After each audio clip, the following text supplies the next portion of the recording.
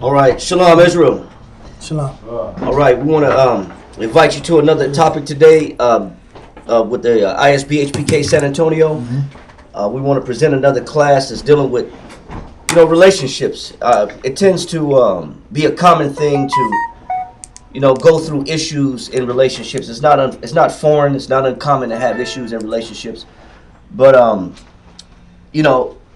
even the way we title the class, love-hate relationships, is there such a thing as love-hate relationships? Could you be in a relationship with somebody? Is that even such a thing? Is that even proper? Because if you love somebody, then how could you hate them? Facts. Matter of fact, somebody give me Romans chapter 13, verse 10 real quick. Romans chapter 13, verse 10.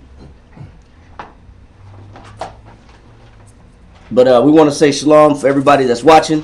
We want to salute our brothers out in Houston and in Virginia that also teach this truth. Down in Guatemala, salute Kawakab, Amiataza over in London. We want to salute all the brothers that teach this truth and spread this gospel that's part of our church. And if you're new to ISBHPK San Antonio, welcome. We got a couple classes online.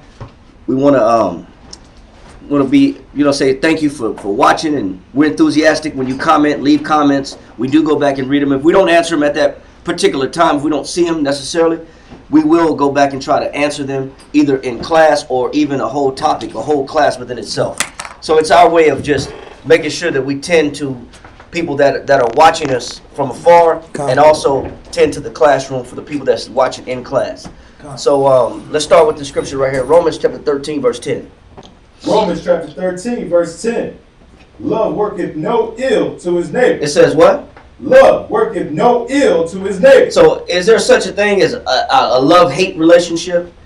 If I really love somebody, then there's nothing ill, that there will be no ill will. There will be no ill conclusion or no ill treatment based upon the person that I'm in love with.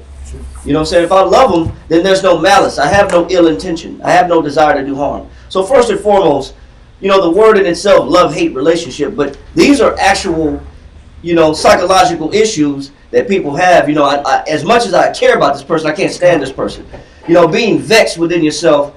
You love this person so much, but they get under your skin. I love this person, but we don't sleep in the same room.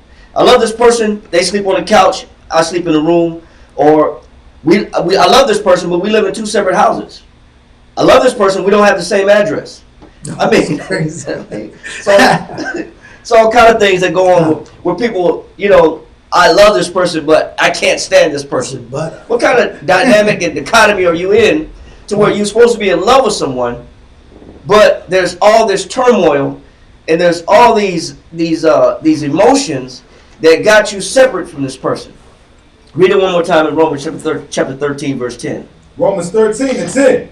Love worketh no ill to his neighbor. So if I really love somebody, then there's absolutely, if I truly love somebody, then there's absolutely no wrong and no harm and no ill intent that we have towards each other.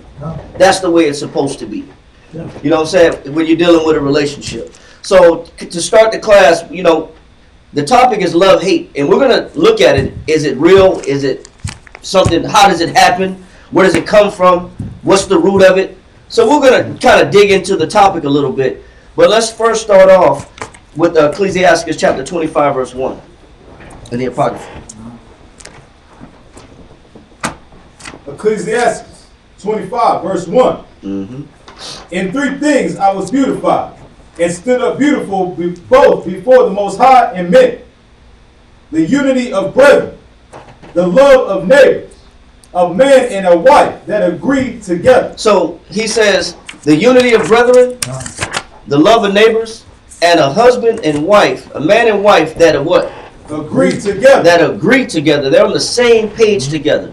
He said there's nothing more beautiful that man or the Most High can watch or take notice of and be appreciative of, other than watching these three things be cohesive. Husband and wife, unity of neighbors. Yep. You cut my grass, I cut your grass. Facts. Your lawnmower's broken, but you know what? I know your lawnmower's broken. I'm going to cut your grass because I know your lawnmower's broken. And guess what? When my lawnmower goes down, you know what? It's a beautiful thing to watch us look out for each other. You know, you left your car open. Your trunk was open all night. I closed your trunk for you. I saw some strangers knocking at your door. I gave you a call. Hey, man, somebody's at your house. I don't know. I don't recognize them. Hey, man, you got somebody that's been staring at your house for a while. We looking out for each other. That's a beautiful thing. That's beautiful in the neighborhood. It's beautiful also when a husband and wife is on the same page. That's beautiful, man. And yet the Most High says, this is beautiful. The Most High says, that's something glorious that man can exhibit on earth that gains his attention, that causes him to be attracted to that, right? So we understand what's beautiful in the eyes of the Most High. Go to Hebrews chapter 13, verse 4.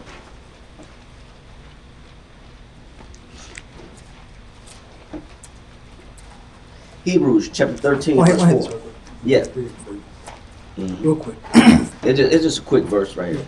Hebrews chapter 13, verse 4. Marriage is honorable in all. It says marriage is what? Marriage is honorable in all. In everything. It's beautiful. The conversation is supposed to be beautiful. The chemistry between each other is supposed to be beautiful. The fact that we agree together is beautiful. We go out dancing, we dance together, we're on the same page when we're dancing, we're in step when we dance. It's beautiful. How we operate things together, how we do things together, how we put things together, is beautiful. When you can see that kind of chemistry between a man and a woman, that's honorable. Why is it honorable? Go to Genesis chapter 2, verse 18 real quick. We're kind of just building up to get the class to see that marriage is not a bad thing. Relationships aren't a bad thing. But they can be painful if you're not careful. You can just as much as you can be in love with somebody, it's just as easy as you can disdain, hate, be objective towards, or angry towards. You'll have an ill desire or be malicious to. But that's not the way it's supposed to be.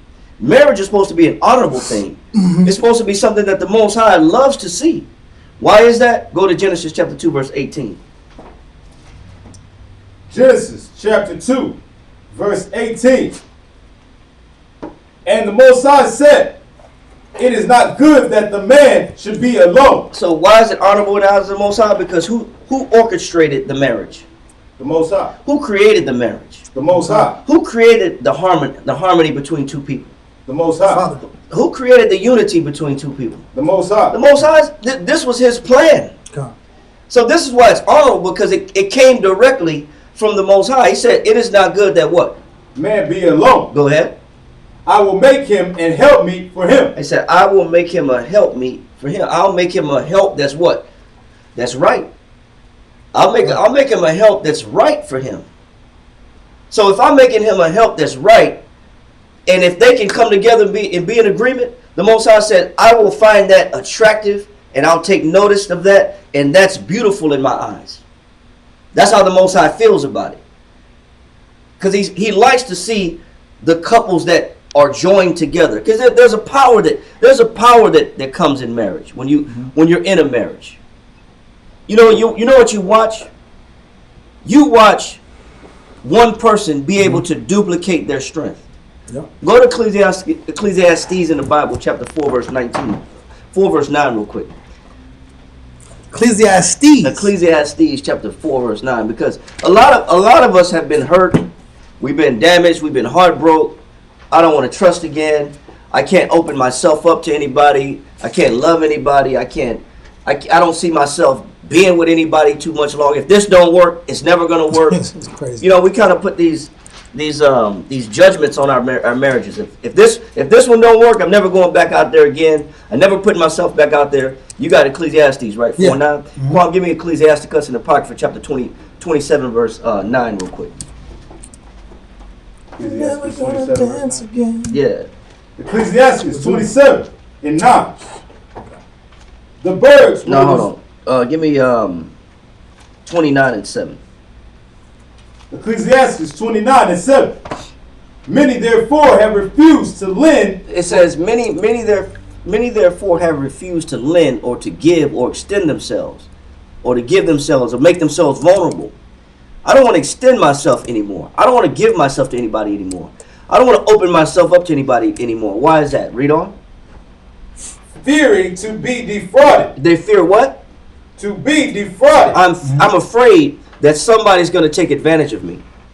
That's what I'm afraid of.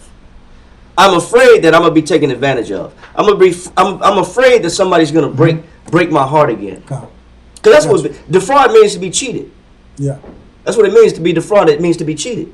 So there's many people that for the fear of being cheated on or being brokenhearted or to be abandoned, the fear is, I don't want to trust anybody again. That's both on the men's side and on the women's side. You know, a man will develop that mind frame and say, you know what, I'm going to just have fun. I'm not going to take anybody serious. What does that mean when a man says that? He going to play the field.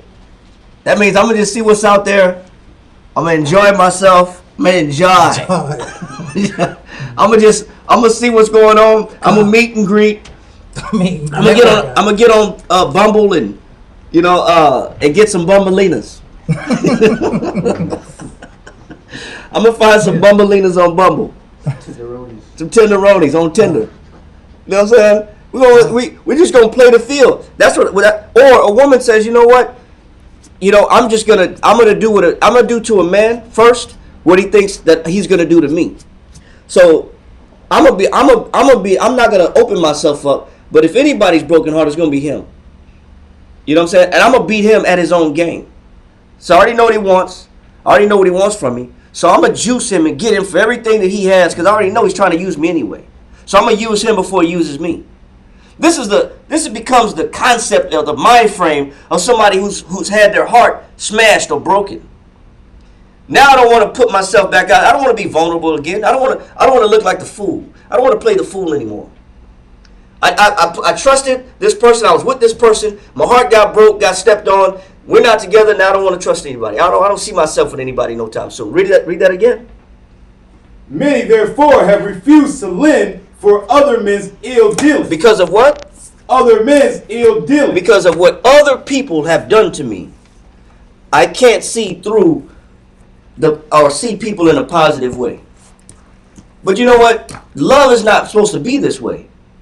That's not how the Most High created a marriage. He didn't create a marriage so that you could wish not to ever want to be with somebody. He didn't create a marriage so that you can say, I can't trust nobody no more.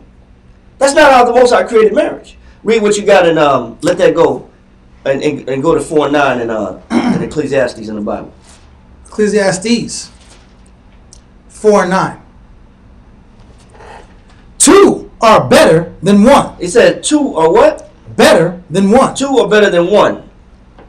So obviously, the Most High, if a husband and a wife can agree together, what he's saying is, now when you have one person trying to do everything, now you just multiplied your strength.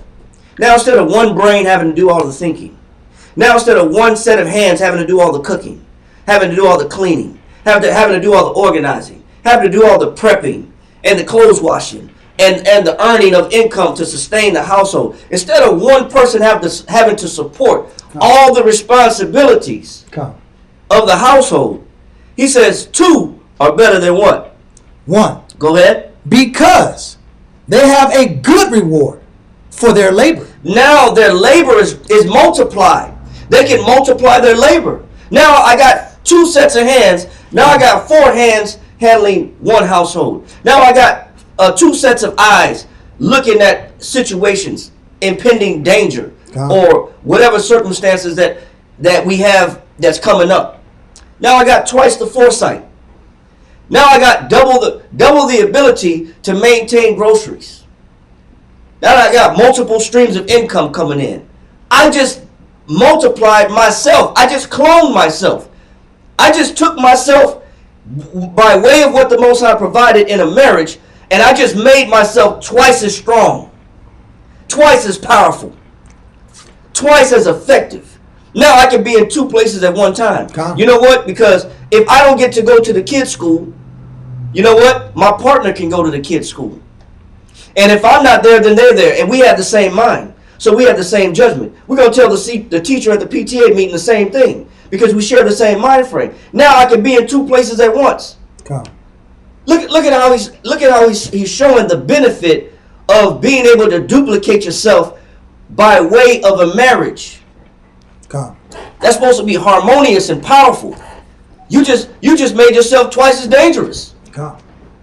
twice as effective. You can get more done now. This is what everybody watches when they see Jay-Z, Beyonce. You know what? They just see they're a power couple. They're a power couple. Gabrielle Union and Dwayne Wade. They're a power couple. Yeah. You know what I'm saying? Twice as good. You know what I'm saying? It's true. But it's true. You know what I'm saying? Power People emulate when they see those kind of relationships. Facts. Will and Jada Smith. I'm looking for my Will Smith, or I'm looking for my whoever else that they consider a power couple. I'm looking for my Barack Obama. And Michelle, yeah. Barack and Michelle. Oh man, I emulate their relationship. They're a power couple. But you know what? You could have a power couple in Christ. Because none of the individuals I said are glorifying the Most High in Christ. But you can have a power couple in Christ. And that's what's intended for what the Most High has given us. But we got to see it that way. He says 2 is better than 1. He said, for they have great reward of their what? For their labor. Go ahead. If they fall. Because if one fall, if I'm sick, the whole house don't have to come to nothing. The whole house don't have to starve because I'm sick. You know how bad it is when one family member that's holding the weight goes down.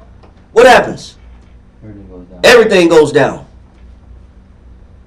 Now I got all the weight on my shoulder. I'm carrying all the weight by myself. I can't be sick.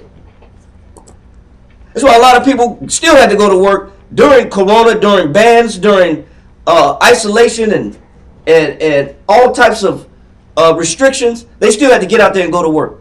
I can't afford not to go to work because I'm the only one bringing this in. I'm the only one sustaining everything. I fear getting sick because if I go down, the whole house collapse. He said if they fall, then what?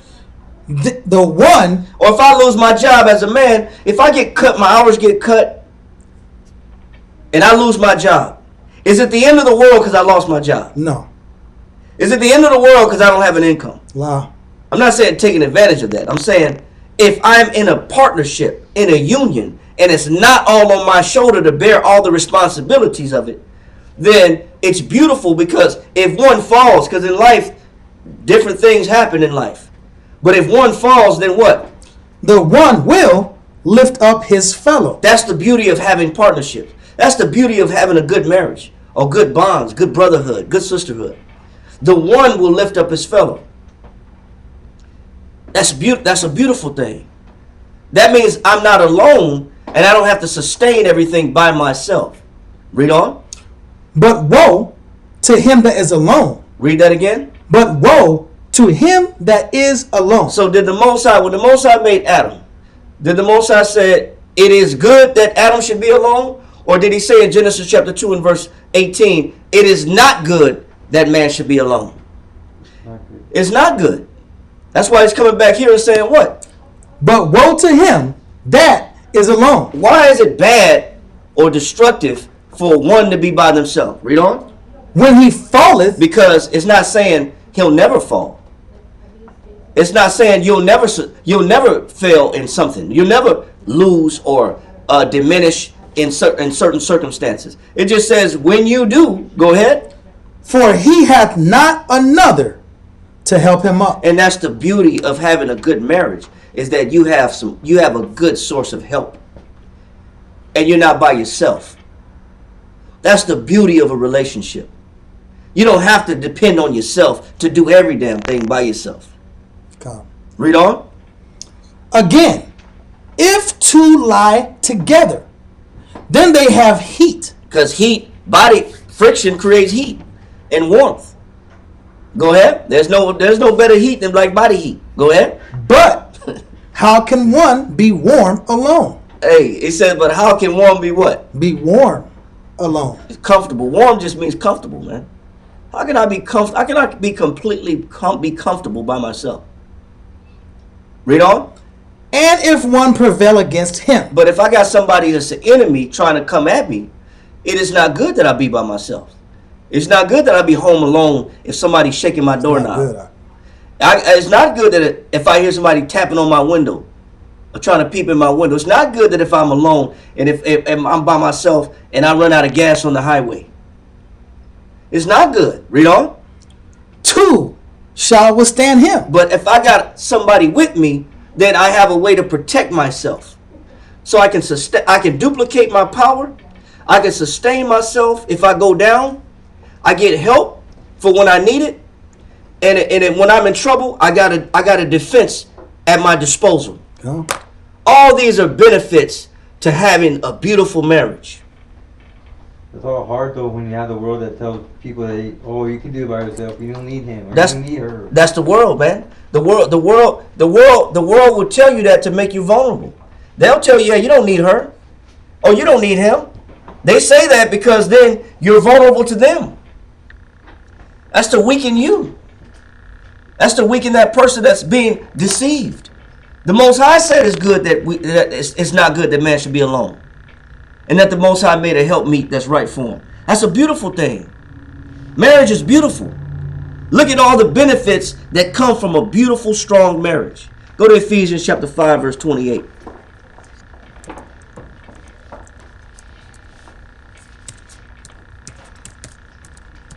Ephesians 5. Ephesians chapter 5, verse 28. Ephesians 5 and 28. Read that. So ought men to love their wives as their own bodies. It says, a man should love his wife as what? Own body. And a man should love his wife as his own body. Go ahead. He that loveth his wife loveth himself. And if I do love my wife, who the Most High gave me, it's equivalent to loving myself. The way I show love to my wife is the same way I show love to myself. Meaning I'm considerate of my wife. Come. I'm considerate, just like I consider myself. Just like if my stomach's hungry, I growl. My stomach growling, I'm hungry. You know what, man? I'm hungry. I'm gonna get something to eat. You know what? I considered myself. So then, you know what I should consider? That if I'm hungry, then what? Then she's hungry. You know what I should consider? If I'm tired, then what? Then she's tired. I should consider her the same way.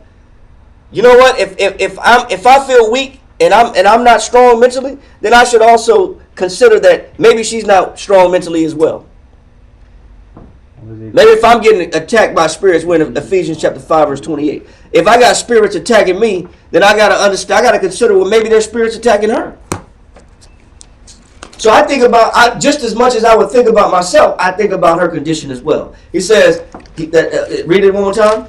So ought men to love their wives as their own bodies. Go ahead. He that loveth his wife loveth himself. Read on. For no man ever yet hated his own flesh. A man don't hate his own flesh. A man would, Satan said it right in Job. A man would do anything to save his own skin. Yeah. But you know, will he do anything to save his woman? To go out of his way to consider his woman? If the marriage is built right, if it's built correctly, it's got to be. You know what I'm saying? But there's this is what the Most High intended when he had a man and a woman come together in marriage. When a man consummated the marriage, he was getting a partner, a defense, a help, an aid, a support. All these things a man was getting. He said, but there was responsibilities that a man must have. He must be considerate. Read on. For no man ever yet hated his own flesh. Go but ahead. Nourisheth and cherisheth. He says, but what? But nourisheth and cherisheth. And this is what a man should do when he has a wife.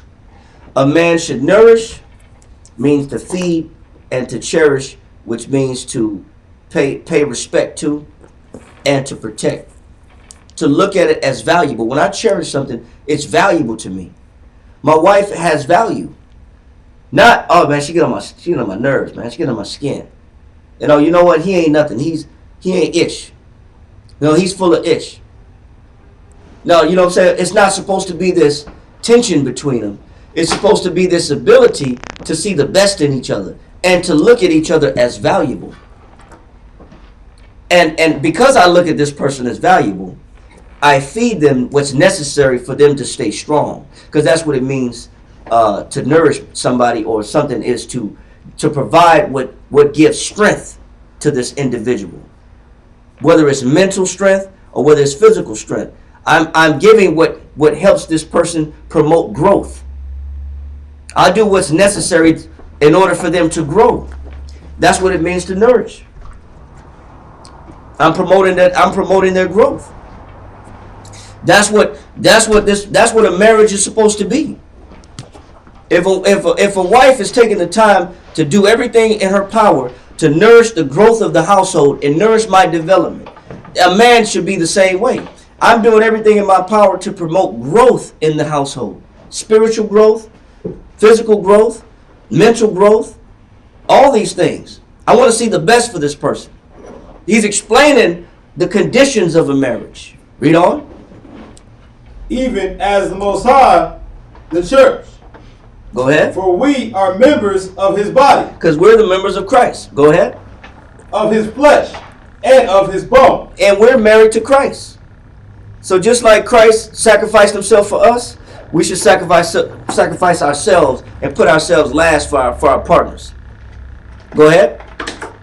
Just like Christ taught the church, for the same reason a man should teach his woman and edify his woman and build her up mentally, spiritually, and intellectually, because that's what it means to edify. I'm promoting the growth of this person in all these different avenues. God. Read on. For this cause shall a man leave his father and mother, and shall be joined unto his wife. And for this reason, with this reason in mind, that I'm going to nourish you and that I'm going to cherish you for this reason. And with this reason in mind, he says, a man shall do what? Leave his father and mother, and shall be joined unto his wife, and they shall be one flesh. And there'll be that union that the Most High says he finds beautiful. With this responsibility in mind, that I'm going to nourish this person, and I'm going to make sure that I promote whatever is necessary that this person can grow. I'll create the platform for this person to grow on. God. And then I'm going to come together. That's the purpose of this unity. That's the purpose of this matrimony, is so that this person can grow as well as myself, because we're all married to Christ. As a man, I'm married to Christ, and a woman, she's locked into me. We're all locked into Christ together. Just like Christ feeds me with his word, I feed my woman with whatever she needs to develop herself mentally, emotionally, spiritually. Go ahead. This is a great mystery. He said this is a great mystery. As much as and as simple as you would think a marriage is, how come the divorce rate is at a 60 to 70% in America? How come marriages don't last past the first year?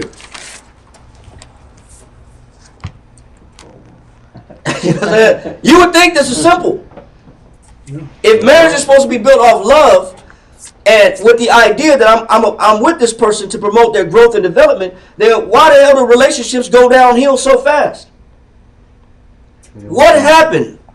Being together for the wrong reasons. That's one. Or something happened. Something happened in this relationship that though it may seem so simple. He said it's a great mystery. It's great. It's a great. It's hard to understand. Marriage is hard to understand. Because nobody seems to get it right. More often than not, people get marriages right. I should say that again. Hardly ever than ever do they do what's necessary to get it right. More likely they're going to get it wrong than they are going to get it right. It's a simple understanding. The Most High didn't want man to be alone. He made a woman as a helpmeet. He said two is better than one. They have a great reward for their labor. They duplicate their strength. They duplicate their power. They duplicate their ability. They're able to defend each other. They keep each other warm. And they can look out for each other. And if one goes down, the other one can help the other one up. If that's simple. That is really simple. Christ loved the church. He gave himself for it, and he taught the church. If I love my wife, I dedicate myself to the uplifting of her mind and teaching her what's necessary to be positive, to be great. I promote her growth. Simple. But it's not as simple as it sounds. Something goes wrong in a relationship to where what's supposed to be built on love and unity now is a disaster. And now becomes unharmonious. And now we're separated. We've just done the opposite of what the Most High has called together. Because the scriptures say, let no man put asunder what the Most High has joined together. When the Most High put together the idea of marriage, it was supposed to be built off something positive. How did it go so bad? So that's what the class is about. Looking at different ways that my relationship can start off as a love relationship, and eventually now I can't stand this person. Oh, I don't want to be with this person. I don't want to be around this person. How did it go from I love this person to I hate this person? What happened? And that's what we got to look at. He said, but this is a great mystery. Go ahead. But I speak concerning Christ and the church. Go ahead. Just like some people believe in Christ, but then they stop believing in Christ. Some people they start off believing in Christ, and somehow they ended up a Muslim. Or they ended up Jehovah's Witness or whatever. Atheists. I don't believe in nobody no more. It's a great mystery. But the same way that people disband themselves from Christ is the same way that marriages break up. Read on. Nevertheless, let every one of you in particular so love his wife even as himself. He said regardless. He said nevertheless, let every one of you do what? Love his wife even as himself. And the wife see that she reverence her husband. He says regardless of what happens. He said just make sure that as a man, I love my wife. Does a wife lose respect for her husband? Now let's go to Josephus. Page, if you have the Josephus, go to page 411 in the Josephus. I got books for the. Who needs a book? We're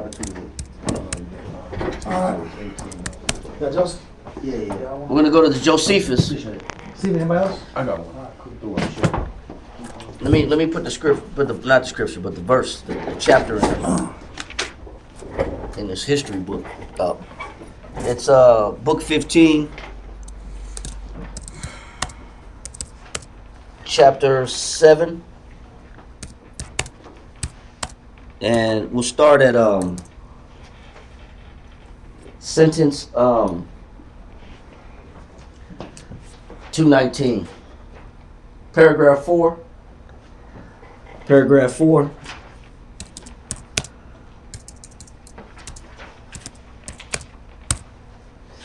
All right. You got that? We got you. Yeah, read this right here. Yes, it's book 15. It's page 411 in the Josephus. 411, and start at sentence 219. Sentence 219. Yeah. Antiquities Hold on. of the Jews. Yeah, go ahead. There you go. Book 15, chapter 7, paragraph 4, point 219. As for her, she was in other respects a chaste woman. This is talking about Miriam, the wife of Herod. Miriam was one of the last descendants of the Hasmonean dynasty. And when the Edomites came in and conquered, particularly Herod, being an Edomite himself, came in and became a tetrarch of the Roman Empire. When the Romans came in and started taking power over Jerusalem, they set up their own puppet regimes and governments. That's what Herod was for. He was overseeing Jerusalem and giving reports back to Rome and back to Caesar. So he was like the governor or the mayor, so to speak, of the Judean province. So Herod was married to one of the last Hasmonean dynasty's descendants, which both parents came from Judean leadership. So her name was Miriam. Go ahead. And faithful to him. And she was what? Read that sentence again. As for her, she was in other respects a chaste woman and faithful to him. She was initially a chaste woman. She was raised by, both her parents were royalty. So she came from royal blood. She was raised properly. She was raised with etiquette. She was raised with discretion. She knew how to conduct herself. So he says she was initially a chaste person. Go ahead. Yet had she somewhat of a woman rough by nature. But somehow she became rough. It said this woman came from a royal background. She came from a royal lineage, being raised as a princess. And somehow she became rough. Somehow she became rough and what? By nature. And treated her husband imperiously. And treated her husband how? Imperiously. And imperiously, which is get that definition, because I have it right here too. Let me find it real quick. It says she treated her husband imperiously.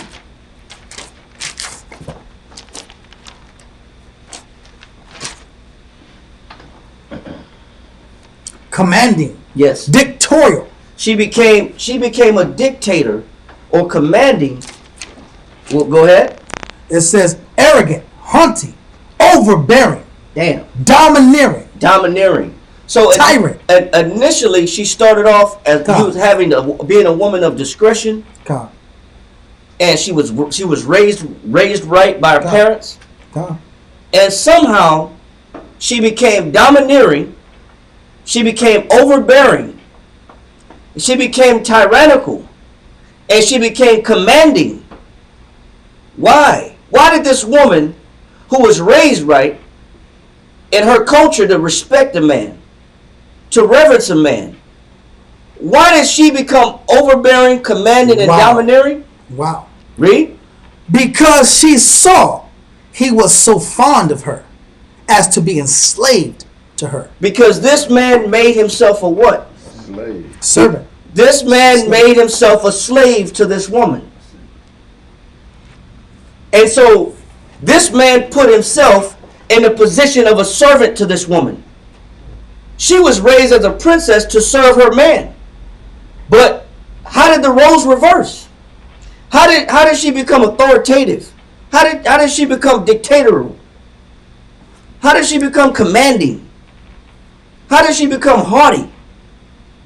He said because of the way this man felt for her, he was so fond of her. He looked at her by esteeming her too great in value, so great in value, that he enslaved himself to this woman. He became a slave to her. He became the follower. He became the one to do whatever she said do. Whatever she said to do, he would do it.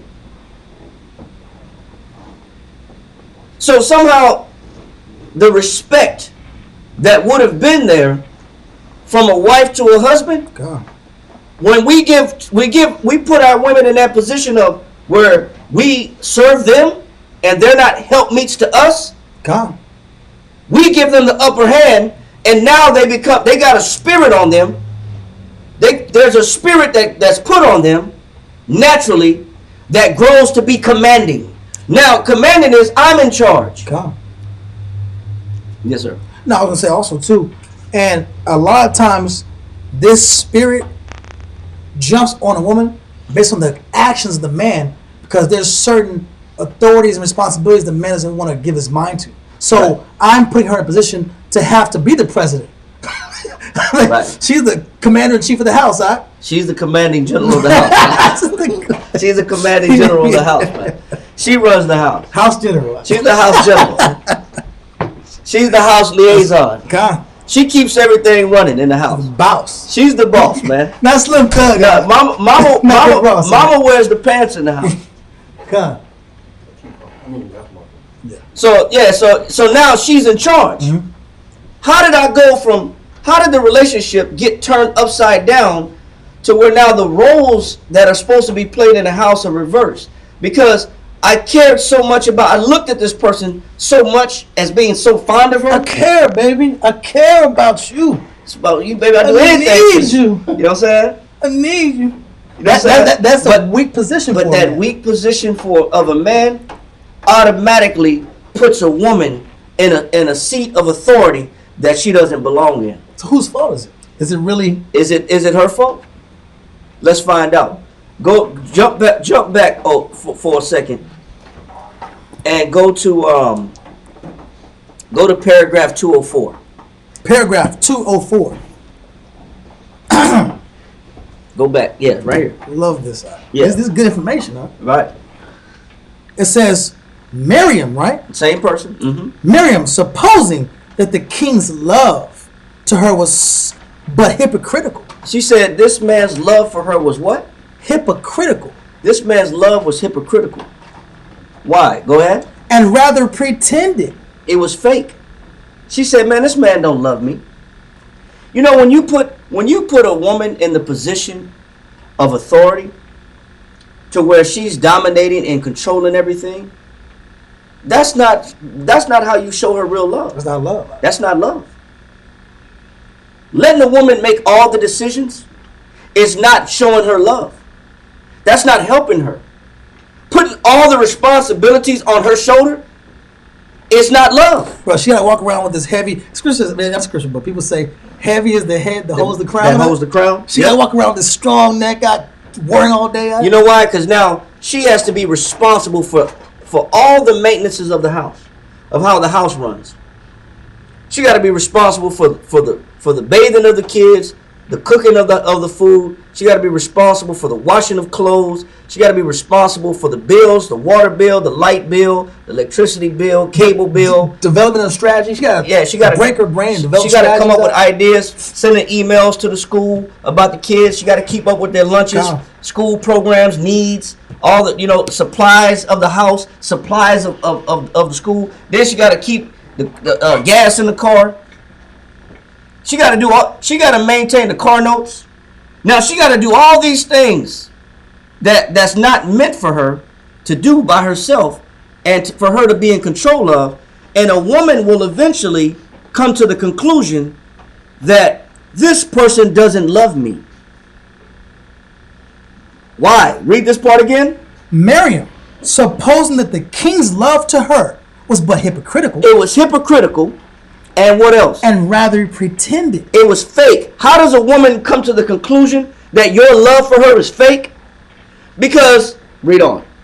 As advantageous to himself. Because the relationship only benefited who? Himself. So when a woman's in a relationship with a man, and the man is receiving all the benefits, but he is making no sacrifices, and he's not bearing no weight, and he's reaping the benefits of the relationship, but he's not making no sacrifices for the relationship.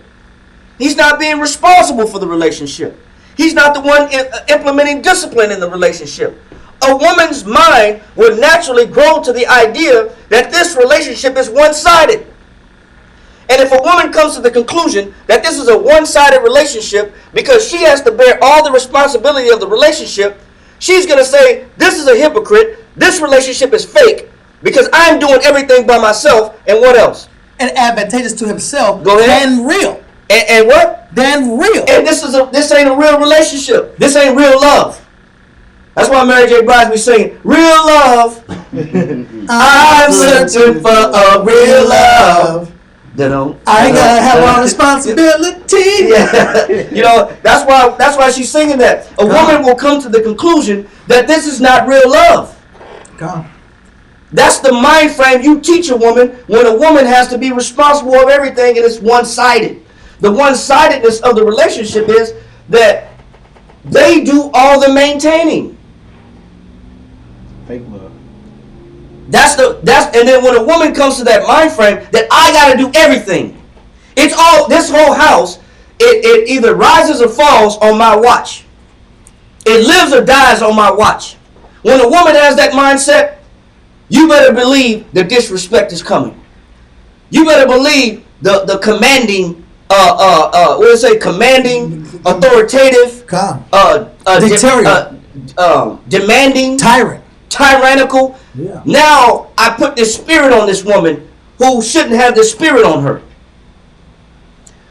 Because I chose not to be accountable and responsible and make sure that I filter everything that goes through the house through me.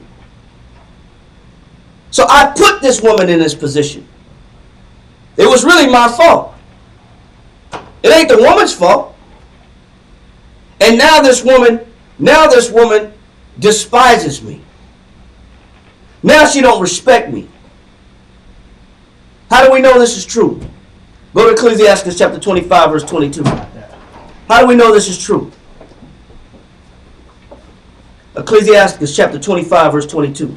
Ecclesiastes chapter 25 I got it on book. and verse 2, right? 22. 22 Mm-hmm. reads, a woman, if she maintain her husband, If she do what? maintain her husband, If she's the one maintaining everything, she's handling all the responsibilities. She's handling all the bills of the house. She's handling all the cleaning of the house. She's doing all the cooking in the house. She's doing all the everything that the house runs, the way the house runs. She got to do it all.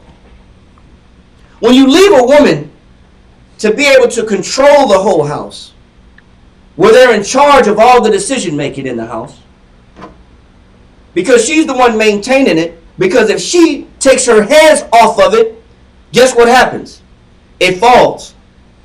That's how you know she maintaining it all. Because the minute she decides to say, okay, I've had enough, I'm not doing this no more, then the house collapses. That's how you know it was all on her back. That's how you know it was all on her shoulders. Because the minute she say, I'm not doing it no more, the whole house comes to nothing. He said if a woman maintain what? her husband. So this is in the Bible for a reason. The reason why we're reading this in the Bible is because too many times the husband allows the woman, because of his fondness of her, puts her in a position where she shouldn't be. And now she's the one maintaining the electricity. She's maintaining the discipline. Now she got to whoop the kids. Now she got to love the kids. Now she got to read story time to the kids. Now she got to do everything. And what does the scripture show? That if a woman does this, then what? Is full of anger. Wow. She's full of what? Anger. A woman looks at shared responsibilities as equivalent to you loving me. You love me, and this relationship is not one-sided because you share some of this load. And I don't have to do this by myself. So she was saying she needed real love. She said, Say it she's again. like, when Mary J. Blige said she needed the real love, she said she needs somebody to share responsibility with her. Share responsibility and control the responsibility. God. That's what she's really asking for. Wow, I didn't know that. I need somebody to control the responsibilities in the household. Take charge of the household. Because a woman looks at that as love. That's how we think a woman. We think we got as a man. We got our idea about what love is. Our definition of love is we kiss. Y'all say I gave you a hug. We sip wine. We watch movies together. Mm-hmm. And she loved me. No, that's not how a woman equates love. Nope. A woman equates love as, did you help me? Or did you control? Really what they need is somebody to step in and control the functionality of the house. And if you're controlling the functionality of the house, that's how they know that your mind is there. And you're not just like one of the kids there. You know what I'm saying? It's a real thing. It's a real thing. Like you're like you one of the big kids. I gotta be responsible for everything. Baby boy, right? Yeah, that baby boy mentality. I don't know who made that movie, but they hit that on the head, man. That's that baby boy mentality. That's a great movie, great concept. Because I'm not sharing no response. I'm not maintaining the responsibility. She's maintaining everything. He says she becomes what? If she maintain her husband is full of anger, impotence, and much reproach. Impudence is bold. What's the definition of impudent? Impudent is bold. What's the definition of impudent or bold? Bold.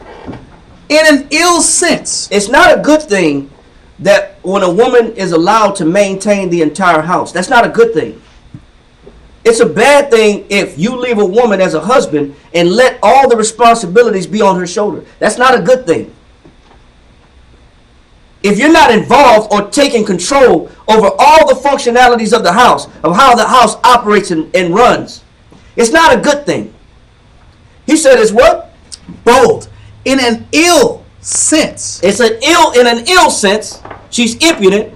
Go ahead. Rude. She becomes what? Rude. She talks to you like what? Any kind of way. Any kind of way. Yeah. For anybody. She's bold, meaning she's rude to you. Yeah. Meaning, you know what? You didn't even know what you did wrong. You just like, what happened? Why you acting like this? All I said was good morning. All I said was good morning. And you rude. All I did was come home. And I come home and you're what? Rude. It ain't no how was your day? How did you have a hard day at work today? Does your feet hurt? Let me give you a massage. Let me help support you because you're sustaining the household. No, there's a couple variables that have been involved in the roles reversing, but a lot of these roles have been done by submission, by the man allowing his woman to execute this type of domineering, haughty, commanding spirit because she's doing every damn thing. We've submitted ourselves to these women. That's why I said if she maintains, she becomes bold, she becomes rude. What else? Forward. She becomes forward, meaning disrespectful, cannot be corrected. What else? Impudent. Go ahead. Rough or coarse in manner. She becomes rough or coarse in her manners. She knows right from wrong. She knows how to say excuse me. She knows how to say pardon me, I'm sorry. Can I get your attention? May I speak to you? Do you have a minute?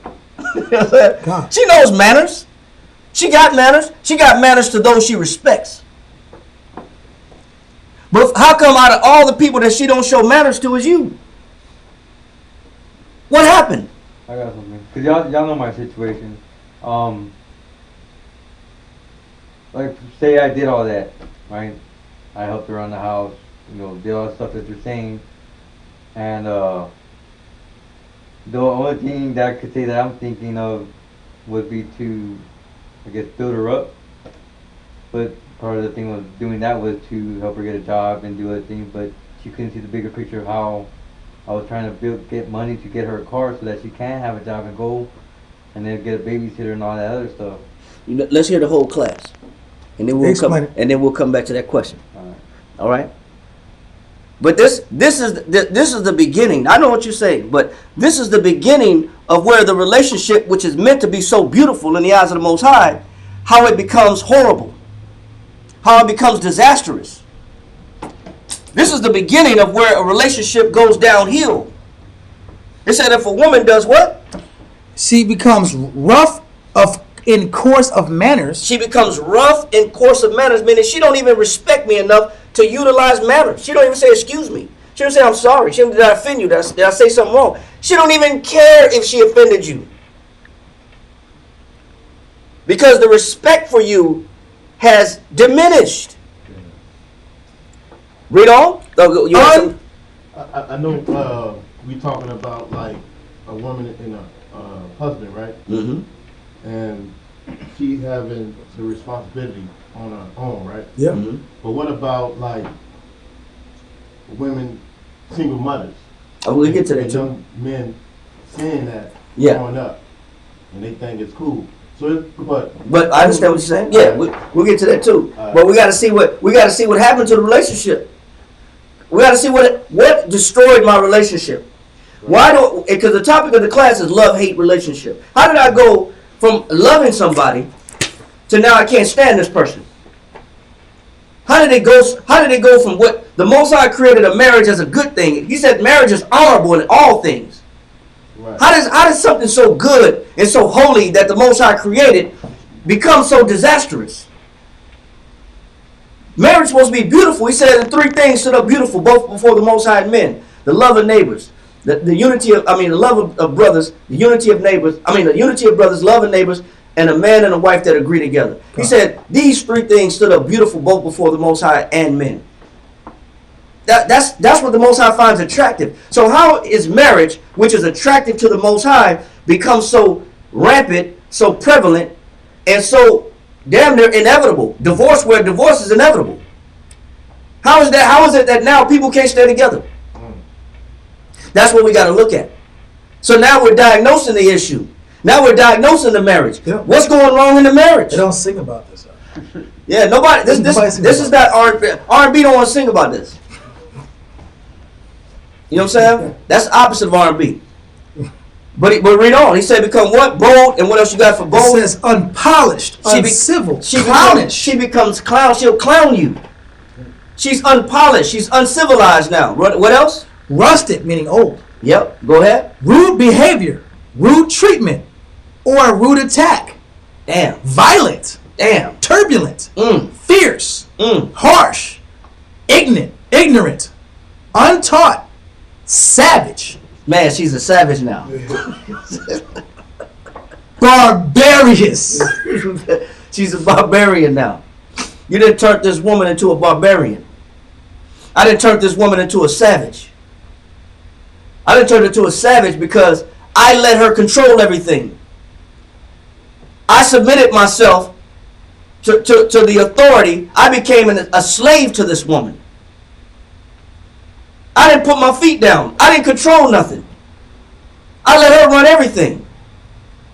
He said, so the natural course of action for a woman is to put on this spirit.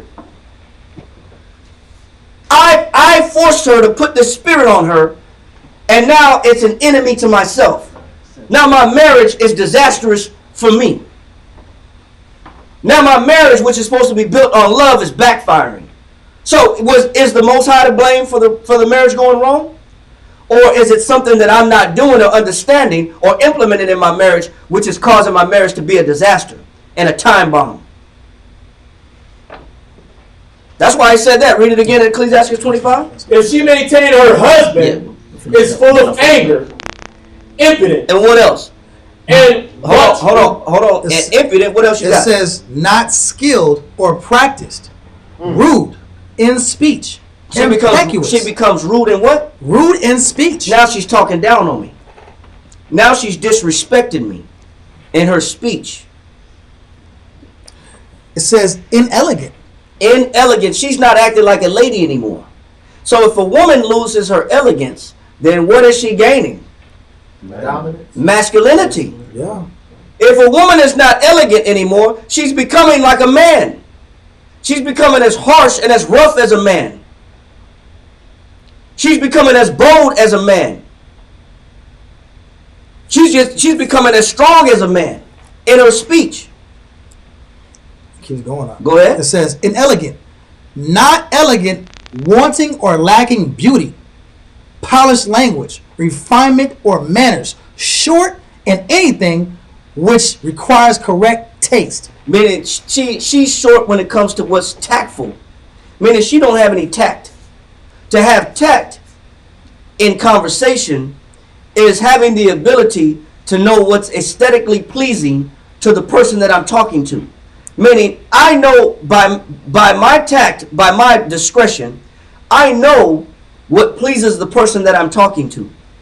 So if I'm without tact or without taste, that means I don't care about the effect that I'm having on the person that I'm talking to.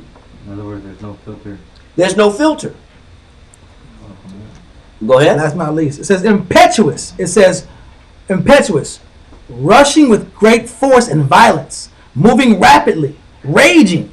Now this woman is tyrannical. She's moving with rage, man. I could spill some water on the floor by accident. And this woman took that situation and blew it out of proportion. Why? Because she don't really respect me no more. And now she's in her fury. But whose fault is it? Why does this woman have this spirit on her? Why is she so bold and disrespectful? Carelessness.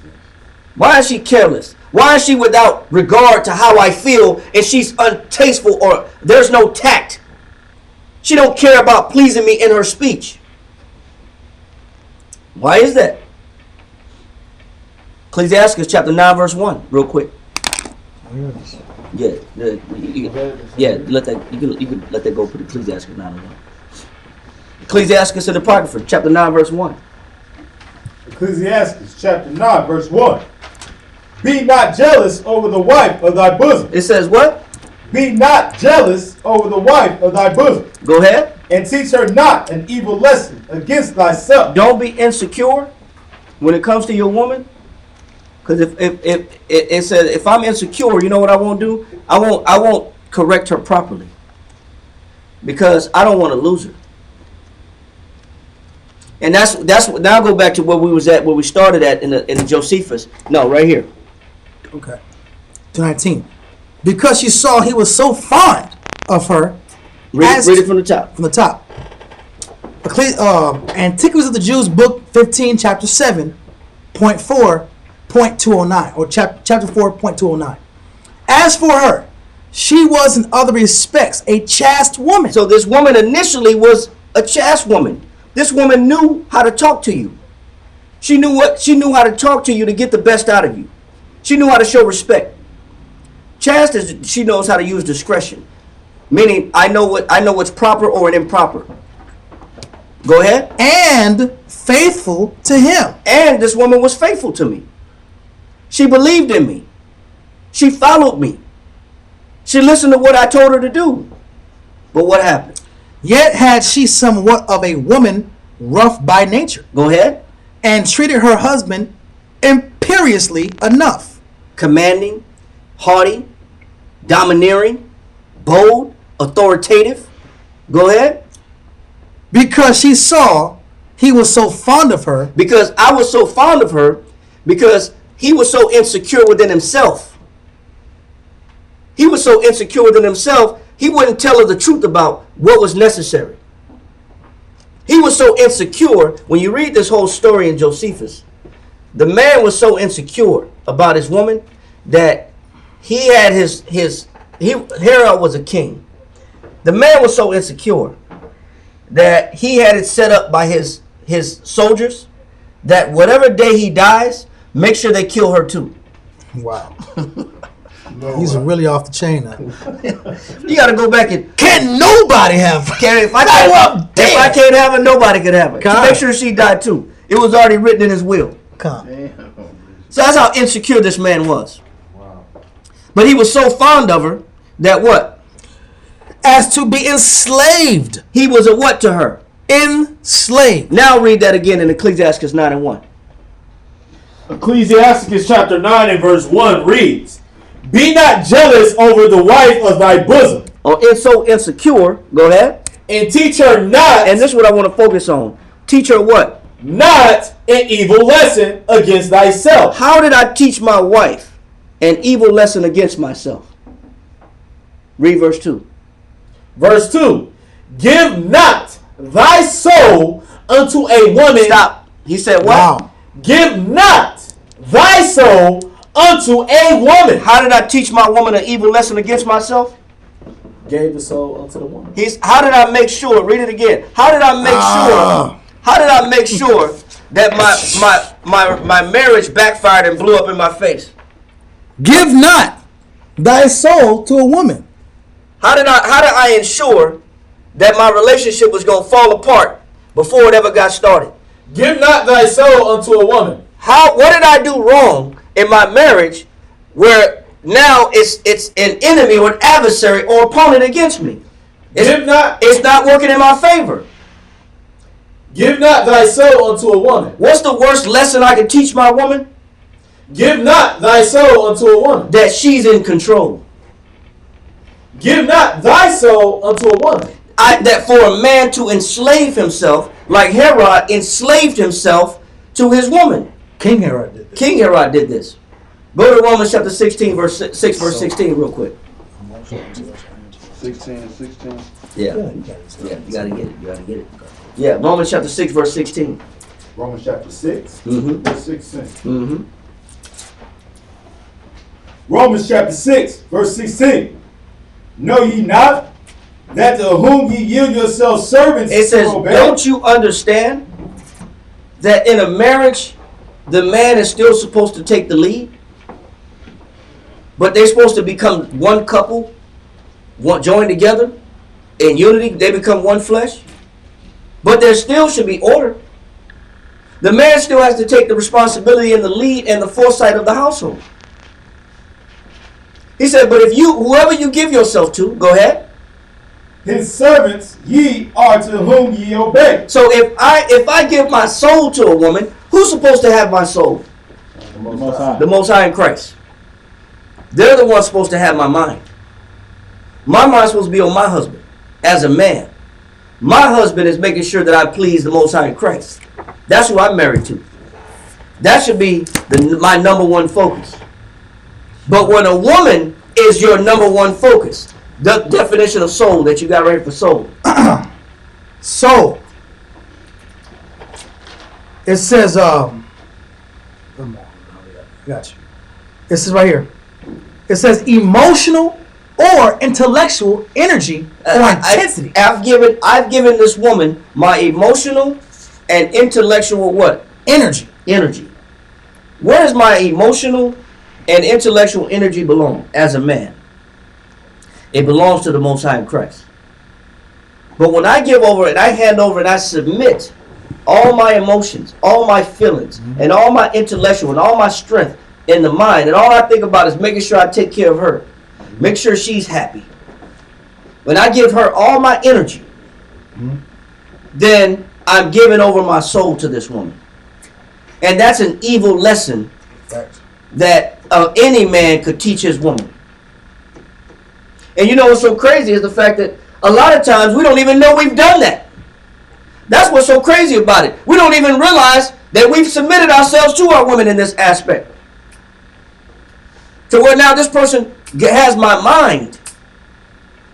This person has my intellectual thought process. That's what I think about. Is making sure I make her happy. All I think about is making sure she's okay. All I'm thinking about is making sure, I'm not thinking about the Most High enough.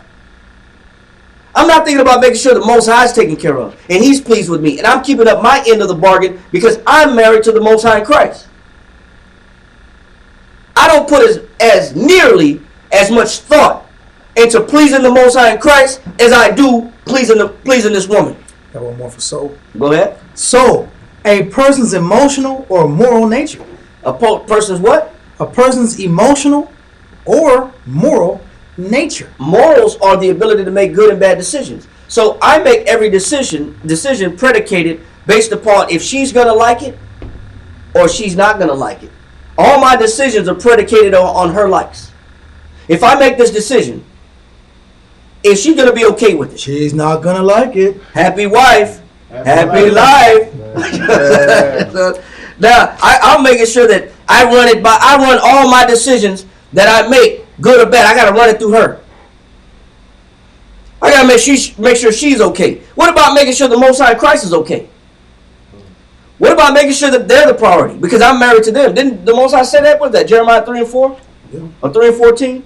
Read that right quick. Married unto him. Yeah. Jeremiah what? 3 and 4, 3 and 14. Okay, Jeremiah 3 and 4. Mm-hmm. Jeremiah, bam. God.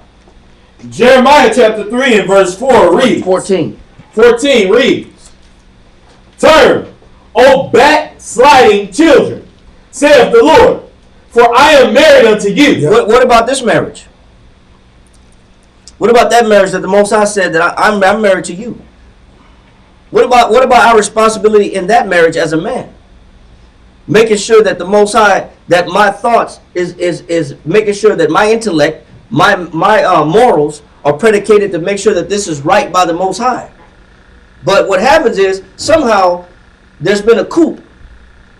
Somehow the woman my wife has overthrown control, or I've submitted control to her, because I've allowed my moral discretion to be predicated upon whether she likes it or not. I've submitted my soul unto her. And that's the worst lesson you could teach a woman, because she's not supposed to be in that position. And that's why naturally the wrong spirit goes on this woman. Because she don't belong in that position of authority. You know, the lie of the world is that the scripture says in the last days, he says he'll do a new thing. A woman shall compass a man. Yeah. That's true. Now a woman have more say so than a man has say so. A woman has more control than a man. She runs the house more than a man runs the house. even up until the 1950s, a lot of times, the man 50s, 60s, and 70s. You can even watch Good Times and see in the 70s and 80s that James was always at work. He was the one at work. And the mother was at home. She was the one maintaining the household. The man was the one making sure everything was okay. Controlling the household. Nowadays, because a woman has the power to maintain, she don't feel like she need a man. But you know what spirit is on her? What she don't understand? A spirit that don't belong on her. She gets a rough spirit. She gets a domineering spirit. She gets a commanding spirit. She gets a haughty spirit. Go ahead. Couple script. Yeah, come on. Ecclesiasticus 27:3 and Proverbs 14:11. Ecclesiastes 27:3. Ecclesiasticus 27:3 and Proverbs 14:11. Ecclesiastes 27:3. Unless a man hold himself diligently in the fear of the Most High. Unless a man, like you were bringing out something about a man's mind, I'm married to God. I'm married to the Most High. I'm gonna diligently have my mind on the Father. Unless a man diligently hold himself in the fear of the Lord. Read. His house shall His what? soon. His house. His what? His house. His house. Read. Shall soon be overthrown. Not in a long time. Not like way down the line. But if a man's mind is not in the fear of the Lord, his house shall be what? Overthrown. Now go to Proverbs 14 verse 11. Proverbs chapter 14, verse 11 reads, the house of the wicked. The house of the what? The wicked. Why is it wicked? Because my mind's not on the fear of the Lord. Read. Shall be overthrown. Shall be what? Overthrown. So my house is overthrown because I wasn't diligent in the fear of the Lord, being that wife to the Most High, like you said, Shams. Right. That's why I like what you brought it up. Yeah, because that wasn't my mind, my house is overthrown. Now my house is upside down. If I even have a house now. Now my house is in jeopardy. My household is in jeopardy. It's in a balance because there's been an imbalance in how things operate in the house. Because I've submitted myself to this woman. I've given, and that's a lesson that every man should learn. He said, teach not thy wife an evil lesson against thyself. Meaning, don't let the woman just do every damn thing. When she's crying out saying, I need help, yeah, that means take charge, take control. Don't just step in and assist. Take control. But if a woman really needs help and she's humble about it, she'll relinquish control. She'll give the control. But to be honest about it, she shouldn't really have all that control in the house to begin with. To where now you have to fight to get it back. If there's a loss of respect in the home, it's because there's something you've been lacking in the house. There's something you've been missing in the house. You're forcing your woman to have to do it all and put all the weight of the whole house on her shoulders. She gotta be Jordan now. She gotta be everybody. She gotta be Jordan. She gotta be Mike Tyson. She gotta fight people that come in the house. She gotta protect the house. She gotta be a shooter. She gotta pack pistols. She gotta do everything. She gotta be Master P. Yeah. You know what I'm saying? So it's showing that it's showing you what happens to why households dissolve. There's a reason why they dissolve. He said, give not thy soul over to a woman. Right? Go back to Jeremiah. No, let go of Jeremiah. Yeah. Go to 1 Peter chapter 3, verse 7. 1 Peter chapter 2, verse 7. Chapter 3, verse 7. 1 Peter chapter 3, verse 7. Likewise, ye husbands, dwell with them according to knowledge, giving honor unto the wife, as unto the weaker vessel. It says what?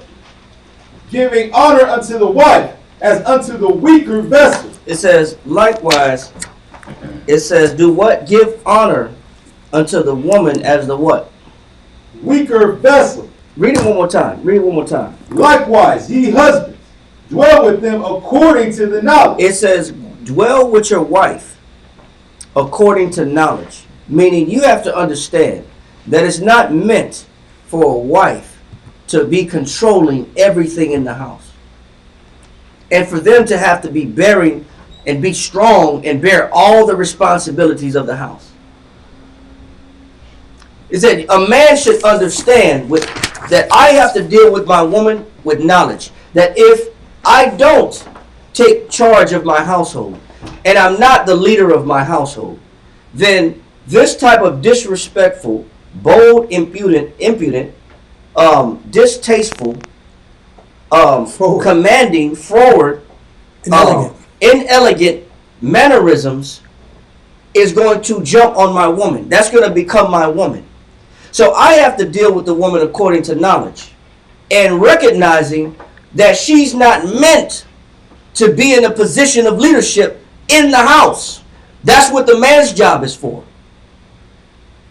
That's what the man's responsibility is. As a matter of fact, because men just feel like it's just enough for me to go to work, it's just enough for me to pay bills, I did my portion. That's how men think. Men think, hey, I went to work, I did my job, I went in, I did 8 hours. Well, guess what? Your woman doing 8 hours too. You know what I'm saying? Nowadays, she's working just as hard as you are. She's doing just as much. And even if she's not, it's not just enough just to work a job and expect the household to run smoothly just because you brought your check home and laid it on the table. Because you brought that check home and put it on the table, now you're supposed to just be able to go upstairs, go to your man cave, close the door, and shut off from all responsibility and be justified. And expect your woman to stay humble. Man, that might have been the 1930s. But you can't do that in this day and age. That don't even work then. Yeah. You know what it was? But because a woman saw the value of a man, you know what I'm saying, back even in the 1930s, they would just work out their issues. And whatever goes on in the house stays in the house. But she would still make sure he got his clothes washed. Still got his shirt ironed. She'll still make sure he was taken care of. But we think that we can do this in this day and age. When the Most High said, a woman shall surpass a man. In this day and age, man, you better fight to be a man and exercise your masculinity. Not in dominance like fighting. I'm saying with the ability to control things by your intellect, by your knowledge. To make sure that I know what comes and goes in the house. I control the finances. But that's brain work. And a lot of people don't want to do brain work. People just they don't want to do paperwork, especially our people. We don't even want to open up the bills. That's why on the damn kitchen counter, there's a whole mountain of bills unopened. All in the drawer. Yeah, your whole drawer just full of bills. We don't want to open that. But then when something fall behind, how come you didn't pay that? Where did the money go? I thought we had some money left over. Now she got to tell you, or you got to go to her to ask, do we have any money left? Because she's running everything. A lot of people just want to go to work. A lot of men just want to go to work, slap their money on the table, and they think that their day is done. I did it, man. But what does the scripture say? It says you're supposed to dwell with the woman according to what? Knowledge. How? Understanding what? Read on. Giving honor unto the what?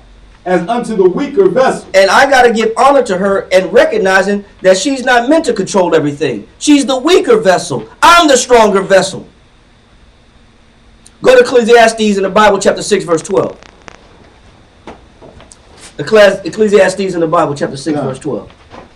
Ecclesiastes in the Bible, chapter what? Chapter 6, verse 12. Con.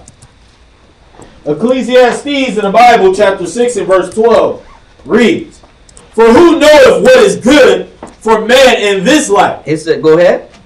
All the days. No, you're in Ecclesiastes 6 and 12? God. Let me get it. Hold on. I want it where it says Ecclesiastes in the Bible. Right? Yeah, I want it where it says wisdom is better than money. Defense. Yeah. God. Give me that. It's in hold on.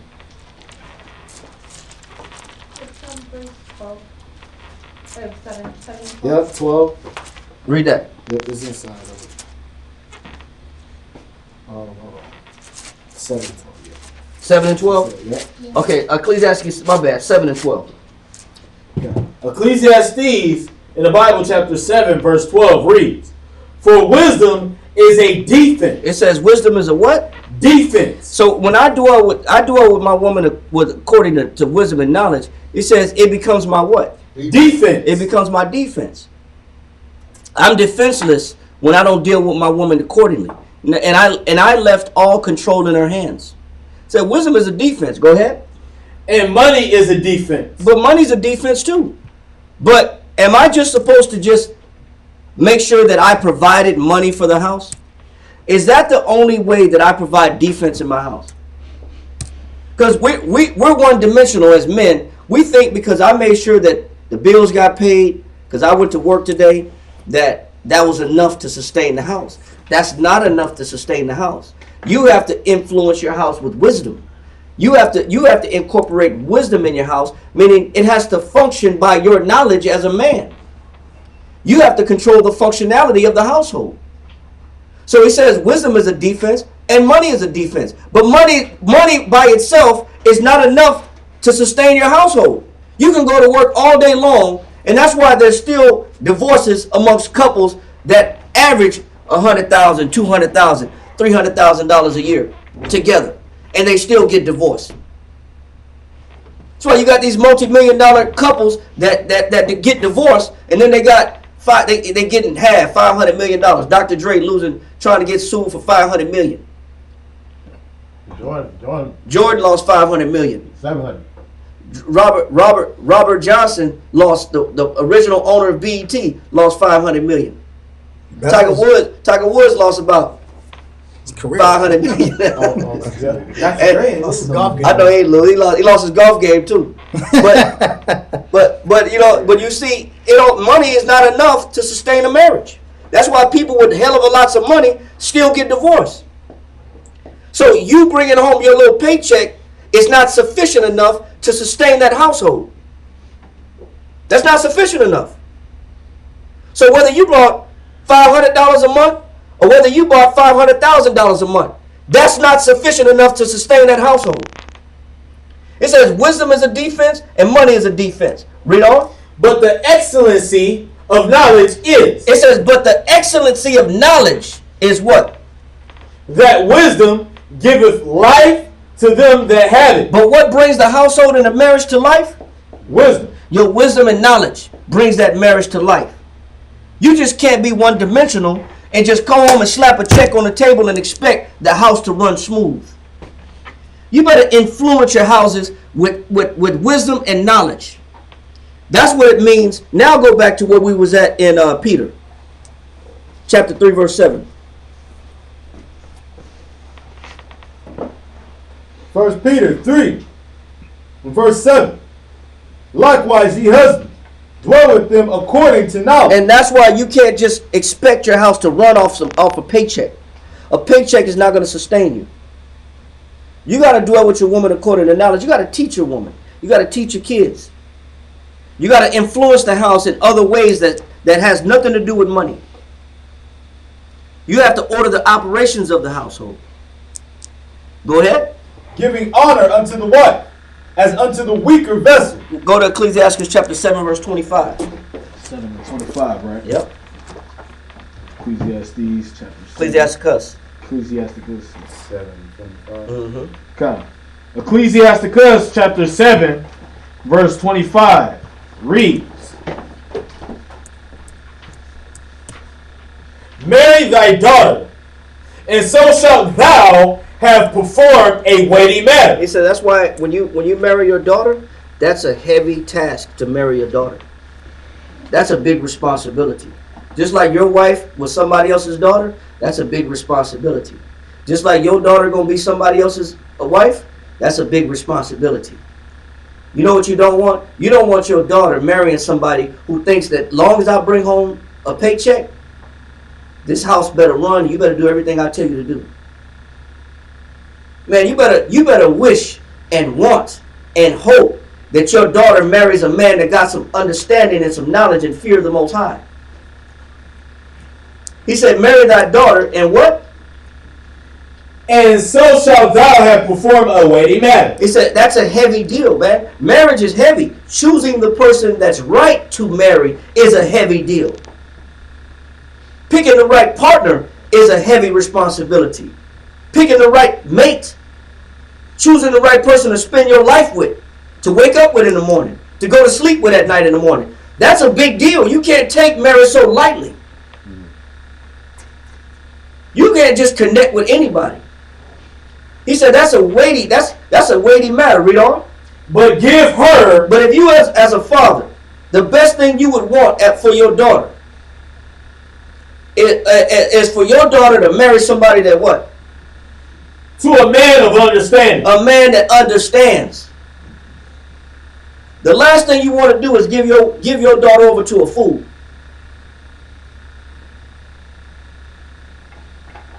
You know what a fool do? Slap his check on the table. Slap his check on the table. But you know what a fool do at home? Go here real quick. Go to Ecclesiastes chapter 22. Hold where we at. Go to Ecclesiastes chapter 22 and read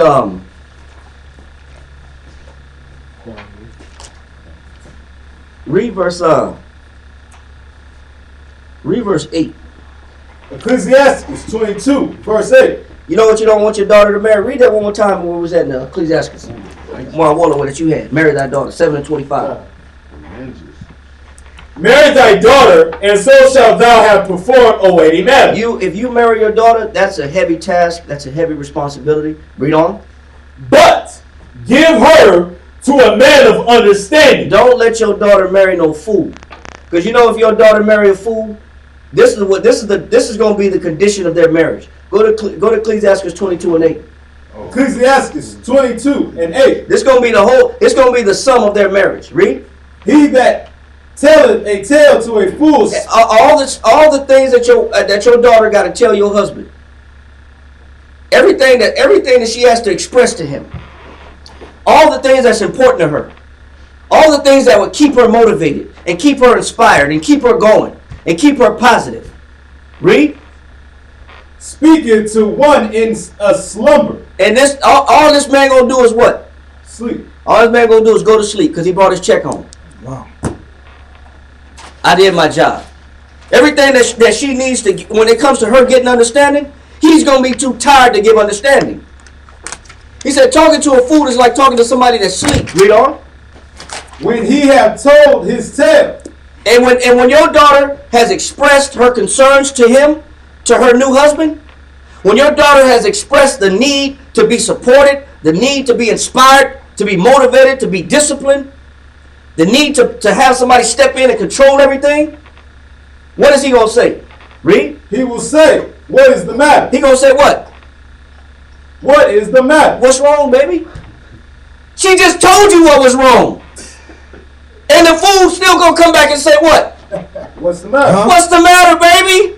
Why you tripping? Baby. Baby. What's the matter, baby? What's wrong? What are you mad I about? just paid the bills. You know what? But that's what a fool do. That's what happens when you let your daughter marry the wrong man. The water's good, baby. You know what I'm saying? When it comes to diagnosing her issues or motivating her spiritually, she gonna say everything that's on her mind. She gonna express all her concerns, and he gonna look at her in the face and say, "What? What's the matter?" As if he didn't comprehend everything she was just trying to tell him. That's why it's best that you give your daughter to a man of understanding. A man that understands how to operate, how to keep the household going, how to put the Most High first, how to organize the house, how to be disciplined in the house, how to be structured in the house, how to sustain the house. But that's why it says, man, this is a problem. There's more men that's in this mentality that all I gotta do is work. Shit, nowadays a lot of these men don't even want to work. That's why I say this. Jump down to verse 14. Ecclesiastes 22 and 14. What is heavier than lead? No. Than lead. What's heavier than lead? The Bible's asking a question. What is heavier than lead? What weighs more than lead? Lead is a heavy metal. It's a very heavy metal. The lead is so heavy as a metal, once it's in your blood, it don't come out. It contaminates your blood. That's how heavy metal. That's a heavy metal lead is. He said, what's heavier than lead? Read on. And what is the name thereof but a fool? It says, what's more heavy than lead? A fool. A fool is heavier than lead. Hard to deal with. Hard to deal with. You want your daughter to marry a fool? He said, that's heavier than lead. He said, marry thy daughter, for thou hast performed a weighty matter. You know what's heavier than lead? Your daughter marrying a fool. Read on. What is her life going to be like? Read. Sand and salt and a mass of iron is easy to bear. He says sand and salt and a what? And a mass of iron. He's saying it's easier to carry sandbags around and 50-pound dumbbells than it is to marry somebody that don't have no damn understanding. He says sand, salt. He's talking about sandbags, salt, and a mass of iron. Those are dumbbells. Is what? Is easier to bear than a man without understanding. Then it's easier to damn carry sandbags all day long, 24/7, than to marry somebody with no understanding. This is why it's so critical. This is why it's so important that when you picking somebody, you pick well and you choose wisely. And if you're in a marriage and if it didn't go so well, then you can make some adjustments. This is how heavy marriages become. They become drags. They become ball and chains. They become heavy weights. They become problematic. They bring you down. You can't carry this weight for too long. That's what happens when you're in a wrong marriage. It becomes problematic. That's why I said when you marry your daughter, that is a heavy situation. He said, but give it to a man of understanding. A man of understanding will know that she's the weaker vessel. I got to step in and take control over the whole household if I'm going to maintain my respect. If I'm going to maintain myself as some type of eminent, dominant figure in the household, then let me utilize discipline in my house. Let me be the forerunner of discipline. So where would a man get this type of training from if he don't know to do those things? You know, that's why we're in the truth. Because you know what? None of us got this training. None of us got this training in the world. You don't get this kind of training in the world. You know what most parents say? As long as they make you happy. That's about the extent. Did he get a job? Does he have a job? Does he go to school? Oh, he a good man. He ain't got no criminal record? Give him time. He go to church? That's a good man. You know what? But there's so many things missing in marriages. And we wonder why in the marriage, all the respect is lost. And what's missing is men have submitted themselves to their women and they've reversed the roles of authority. And now the woman is more dominant. They have more control. They become more domineering and they become more bold and impudent and they become wrathful and angry all the time. And they become disrespectful. So you're saying if a man don't have this truth, he fall victim to the sword. If a man don't have this truth, or apply the truth. we're gonna say this: if a man don't have this truth, he's in trouble. But the Most High, Dawiyah put a scripture that shows that if a man lose the fear of the Lord, his house should be overthrown. But I'm gonna show you that if a man loses the fear, the Most High has set up a man. It's a setup. And I'm going to go there. I'm going to show you how the Most High set up a man to fail at home when this man loses the fear of the Most High. The Most High hits him right in the house. And this is evidence and a sign that this man has lost his focus and who he was supposed to be married to. But he said that you performed, he said, but it's easier to carry around damn sand, salt, and a mass of iron than it is to be with a fool, right? What does that say, Kwam? Verse 15? God. Sand and salt and a mass of iron is easier to bear than a man without understanding. That's why it's so critical that you don't just let your daughter marry anybody. Marry somebody that got some understanding. Somebody that uses knowledge. Go back to 7:25, my woman. God reads, marry thy daughter and so shalt thou have performed a weighty matter. But give her to a man of understanding. Yeah, hold it. Yeah. He said, but give her to what? A man of understanding. You know what a man of understanding will do? Go to Ecclesiastes chapter 21, verse 7. Ecclesiastes 21, verse 7. Go to Ecclesiastes chapter 21, verse 7. An eloquent man is known far and near. Go ahead. But a man of understanding. It says a lot of men have game. A lot of men run game, and they know how to say a lot of sweet things to get the best out of your daughters, or try to get the best. They know how to sweet talk you. That's what he's talking about. A lot of men got game. A lot of men got game. A lot of men know how to smooth talk. He said, read that one more time. An eloquent man is known far and near. He said, man, that man got game. Man, he's smooth. He's a smooth talker. Smooth operator. Smooth operator. You know what I'm saying? This man got game. He could talk anybody out of anything. But you don't want your daughter with a man that knows how to talk himself into something. You want your daughter with a man of understanding. A man of understanding is different from just a man that has smooth game or got smooth words. Read on. But a man of understanding knoweth when he slippeth. A man of understanding knows what he needs to implement in the house. He don't have to wait for his woman to tell him, man, you tripping. He don't have to wait till the house gets broken down to where he start thinking about, man, I'm slipping. Man, you know what? I done gave too much power to my woman. Man, I've submitted myself to too much control over my woman. My woman run the house. You know, a man of understanding knows he already can catch himself slipping. That means that the house don't have to suffer because he caught himself slipping. You know what I didn't know in the world? I didn't know when I was in a relationship when I had submitted myself and my power and my strength over to my woman. It wasn't until I got this Bible that somebody was able to show me that my role as a man and as a husband and what I thought I was doing that was right. I had 3 jobs. I worked all day. I paid the bills. I paid the car notes. I thought that was a man.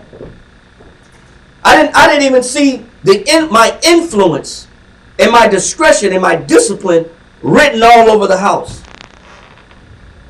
I wasn't involved in every aspect of how everything operates in the house. I wasn't involved with it. And before you know it, next thing you know, your woman picking your clothes out. She telling you what to wear. She telling you what to put on. Unawares and everything. She dressing you. Like one of the kids. You know what I'm saying? But you don't know this. He said, but a man of understanding knows when he what? He's slipping. When he's slipping. I don't have to wait till the house is broken up and the marriage is broken to recognize, man, I'm doing something wrong in my house. The way that this marriage is supposed to be is falling apart. It's not happening. It's not correct. This is not right. Something's not right about this.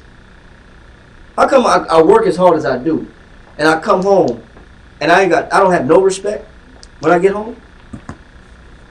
I come home and I don't get no acknowledgement. I don't get no recognition. Then as a man of understanding, I gotta know, okay, something is wrong. What have I done wrong to where a marriage that's supposed to be beautiful in the eyes of the Most High has now come to damn nothing? It's being broken down. What have I done wrong? See, a man of understanding will be able to catch that. He'll be able to check himself. He'll be able to remind himself, hey, I'm losing discipline. And if I lose discipline, everybody in the house lose discipline. I'm drinking too much in my house. If I drink too much, I get lazy, and I'm putting the wrong vibration in my household. I'm sleeping too much. I'm not involved in what's going on in the house enough. See, a man of understanding will catch all those things. But a fool, man, your daughter's in trouble. He just gonna walk around, what's the matter? I don't know what's wrong. I don't know what the problem is. I don't know what happened. Go back to Ecclesiastes chapter 25, verse 22.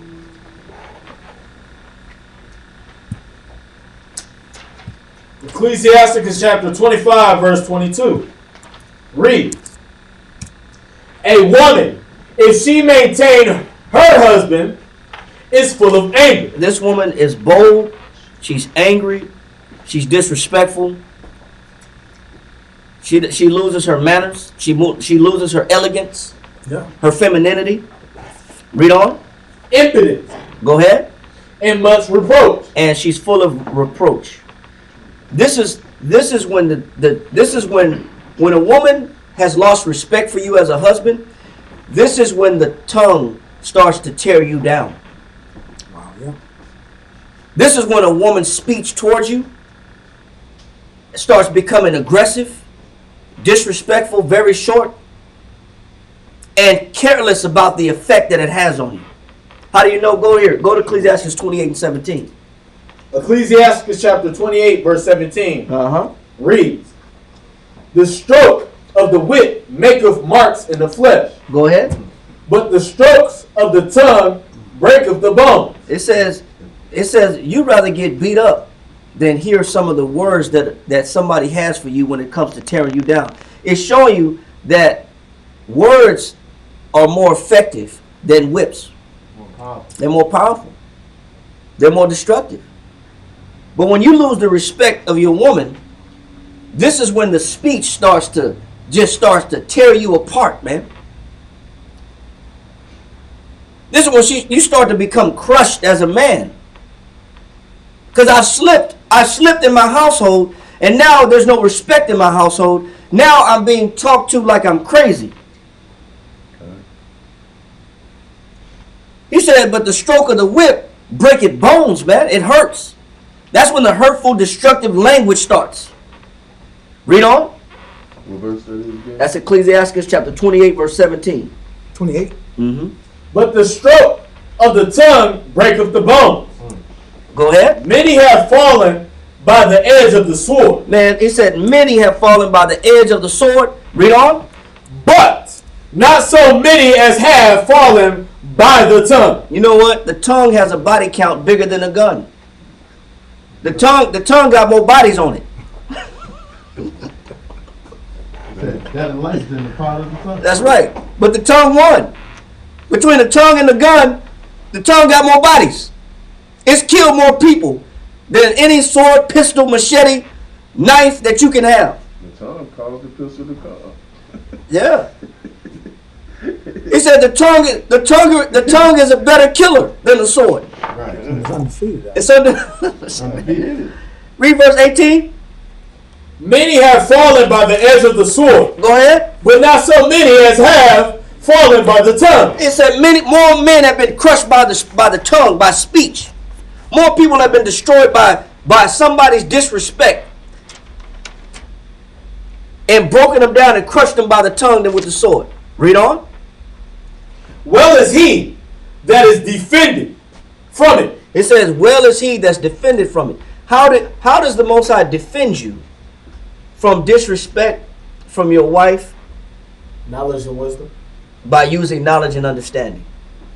By taking control of the household and not putting her in a position where she has to bear all the responsibility of everything. It's not necessarily the woman's fault.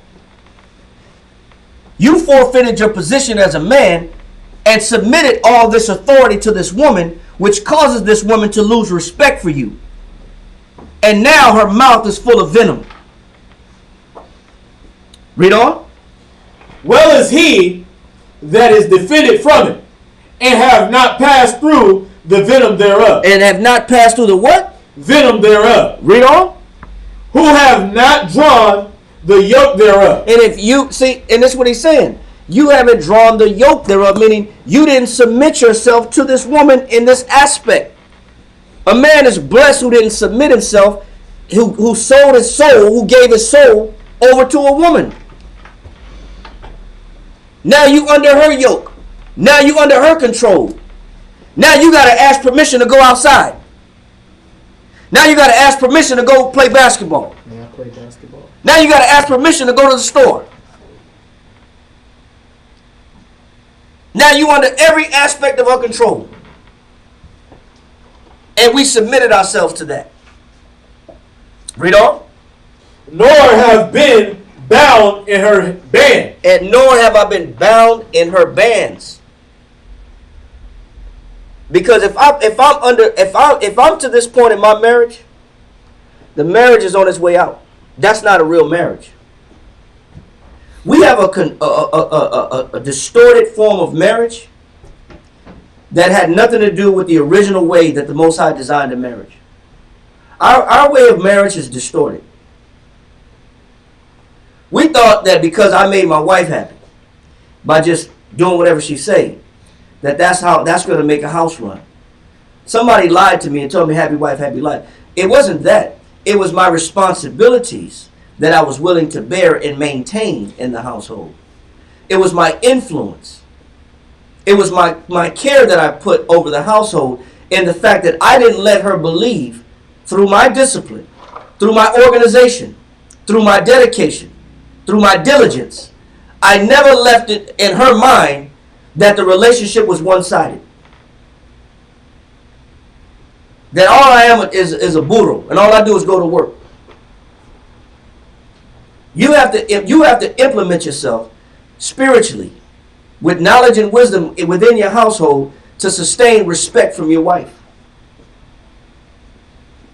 You have to be on top of the decision making. You have to be on top of the bill paying. You got to be on top of the spiritual edification of the household, how the children are raised. A lot of times we'll find ourselves trying to gain that control back, not realizing how we lost it to begin with. A lot of us are in a fight to regain respect, or to regain control, or to regain or implement or regain some type of influence in our houses, or trying to get a foothold on the decision making. Well, how did it get that way anyway? Because I've submitted myself under their yoke. I put myself under my woman's yoke. And the Most High is not pleased with it. Read on. For the yoke thereof is a yoke of iron. Go ahead. And the bands thereof are bands of brass. Read on. The death thereof is an evil death. Go ahead. The grave were better than it. To be in a bad marriage, he said it's like death, man. But read on. It shall not have rule over them that fear the Most High. But if I fear the Most High, like you brought up, Dawiyat, then I won't have to worry about my relationship or my marriage being distorted. And what makes my relationship distorted is the fact that she's maintaining me. And if she's maintaining me, go back to Ecclesiastes 25 and 22. Ecclesiastes 25 and 22. Read. A woman, if she maintain her husband, is full of anger, impudence, and much reproach. And reproach, the definition of reproach, to charge with a fault in severe language. The definition of reproach, to charge with a fault in severe language. Now, it says if this woman is maintaining me or maintaining the household, she's full of severe, to charging me with fault in a severe language, meaning everything becomes my fault. Blame. I'm to blame now for everything. Yeah, so right there. That's what it says. Reproach. It says to suggest blame for anything. Now everything is my fault. It's always my fault. Yeah, it's always my fault. It kind of is. It's my fault while the water hose broke down. While the water spout broke. The water heater went out. It's your fault. The car ain't running. It's your fault. Anything that go wrong in the house, it's my fault. This is the spirit of reproach. Reproach is given from women to men when a woman has to do everything, so that when anything fails, they never look at themselves. Why don't they look at themselves? Because I was doing everything. I'm the one sustaining everything. So if anything breaks down, it's your fault. It's not my fault, it's your fault. This is when we become the object of contempt or the object of disgust. Now, no matter what happens in the house, it's all my fault. Her check at her job was short, it's my fault. Everything's my fault. Well, if you was doing your job, if you was here like you're supposed to be, if you're this, and this, all this is my fault now. I'm to blame for every single thing that goes wrong in the household. This is what happens when you submit yourself and you allow a woman to be put in a position she wasn't made to be in. Now she's full of reproach. But he said, verse 22. A woman. No, Is she ma- 28 and 22. reads, "It shall not have rule over them that fear the Most High. Go ahead. Neither shall they be burned with the flame thereof." Because your household is on fire, man.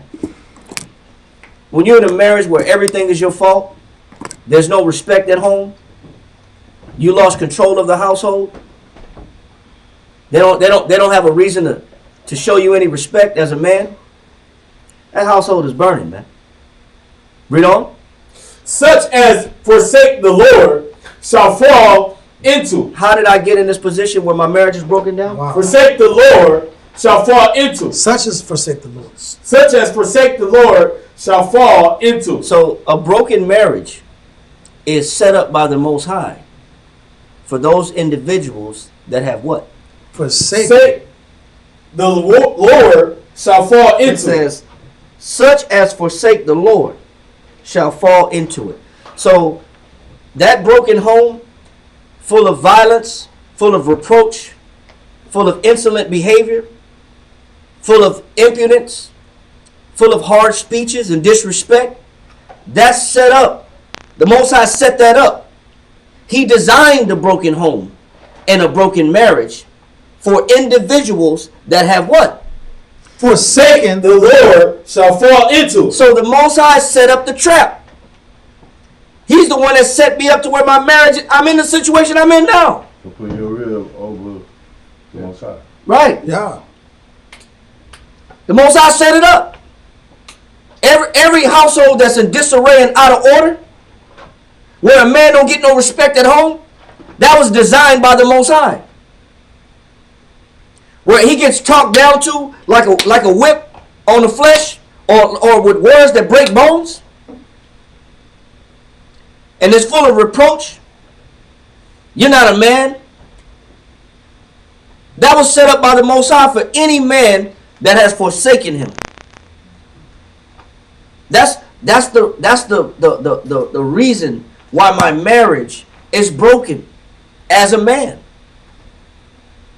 It's designed that way. It was by design. Can I pull Go something ahead. Go out? ahead. I gotta pull Go something. ahead. No. Go ahead. Go ahead. Proverbs 3, verse 33. Yeah. Proverbs 3, verse 33. This is crazy. So the Most High sets the trap out. He set the trap up, man. My house is broken. He knows how to catch a rat out. He knows how to. He knows how to catch a rat out. He You don't do, forget huh? about me, all right? I got you. I got you. I got you, homie. I got you. You don't want to put me first. You don't want to acknowledge my marriage with you. Proverbs 3 and what? Proverbs 3 and verse 33. Proverbs 3 and 33. The curse of the Lord. The what? The curse of the Lord. The what? The curse of the Lord. The curse of the Lord. Curse means, we always break it down to 28, right? John 28, undesirable condition, right? That's what the word Yep. curse means. A very bad, undesirable condition. The curse of who? The Lord. The Lord. This is the Lord's curse. He custom made this curse. He custom made a broken marriage. Read. But he blessed the habitation. Nope, you missed something. Select. Read. Somebody The read. curse of the Lord is in the house of the wicked. We gotta be. That's an important point. We can't miss that point. God. The curse of the Lord is where? Where's it at? The house of the wicked. Is it in the street? The house of the wicked. Is it at the mall? The house of the wicked. Is it in the bathroom? The house of the wicked. The curse of God, the curse of the Most High in Christ, is where? In the house of the wicked. It's in the house of the wicked. Because like Sean Swan brought out, it was for him that does what? Forsake the Most High. Forsakes the Lord. All right? Yep.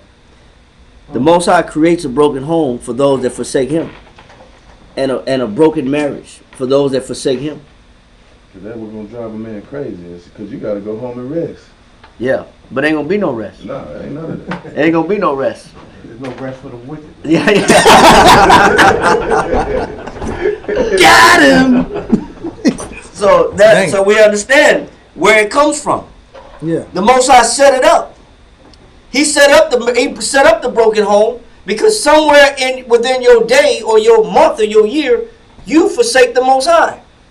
Somewhere within your structure, your confines, you decided not to give the Most High his respect as a husband, as a father. So guess what? You're not going to get that at home. You're not. What you fail to give the Most High is what you're not going to receive when you get home. Go ahead. That's perfect. Proverbs 11 and 29. Proverbs 11 and 29. That's the only thing I read. This is banging on. He that troubleth his own house. So we're reading Proverbs 11 and 29. Proverbs 11 29 says what? He that troubleth his own house. And how's a man trouble his own house? He does what? Forsakes the Lord. How's a man trouble his own house? He does what? He forgets God. He forgets Christ. He forgets the Most High. Right? Hamashiach, Yahushai, Yahweh, Yahuwah. Where Proverbs 11:29. He that does what? Troubleth his own house shall inherit the wind. So cause is what? The cause is I troubled my own house. I forsook the Lord. What's the effect? You will inherit the wind. I'm going to inherit the wind. Where's the wind at? Outside. It's outside. I'm going to be outside my house. Yep. That's what the scripture says. I'm gonna be outside my house. I'm gonna be in the wind. And the wind just means I just lay down wherever I can find it. At the brother's house. Yeah, for those that have that opportunity, that's a blessing. Yeah. Because that sustained many men. The brother's house have sustained many who were in the wind. Face against the wind. Ecclesiastes chapter 26, verse 23. Ecclesiastes chapter 26. What verse? Verse 23. Verse 23. A wicked woman is given as a portion to a wicked man. Read on. But a godly woman, But a what? godly woman, Go ahead. is given to him that feareth the Lord. But if I want the right kind of marriage, then who do I got to put first? The Lord. I got to put the Most High first. The reason why my marriage broke down to begin with is because I forsook the Most High. So he made sure that when I got home, my house was in an uproar. Because I somewhere submitted myself. Ecclesiastes 9 and 1, one more time, verse 1 and 2. Ecclesiastes 9 and 1. Be not jealous over the wife of thy bosom, and teach her not an evil lesson against thyself. You know what a lesson I could teach my woman against me that backfires on me? That she's in charge, that she's the most important, she's number one. That's the worst. And you know what? That's the worst thing I could do is give her power over everything. Let her control everything. I don't know, whatever you want, baby. Don't matter. Whatever you want. Do what you want. Here's the money. Whatever you want to do. However you want to take care of the kids, up to you. Whatever you want to cook is up to you. Whatever bills you want to pay is up to you. Everything is up to you. Read. God. Verse 2. Somebody read. Be not. Verse 2. Ecclesiastes chapter 9, verse 2. Give not thy soul unto a woman to set her feet upon thy substance. And that's right. I let this woman control everything in my household. I let this woman run the household. And because of it, now the Most High has created this imbalance where I'm not respected in my household no more. I'm not even a man in my household no more. That's not the way it's supposed to be. Go to Ecclesiastes chapter 36, verse 24. God. That's not the way a marriage was set up. Ecclesiastes chapter 36, verse 24 reads, He that getteth a wife beginneth a possession. When I get married, I begin a what? Possession. A possession is anything valuable, possessed or enjoyed. So a marriage is a good thing. I'm not talking down on a marriage, because a marriage that works is beautiful. Like the Most High said, a marriage where a husband and wife agree together, that's beautiful both before the Most High and men. Don't you like reading? I remember reading the Jet magazine. They always had them old couples that was like celebrating 50 years of anniversary, or 60 years of anniversary, or 70 years of anniversary. They've been together since they was 15. Nature. And they 90, 99, 90 years old together. or some lucky couples get to enjoy 80 years together. That's what you put in a magazine. That's magazine worthy. Because that's beautiful. That means they weathered every storm together. That means they went through everything together.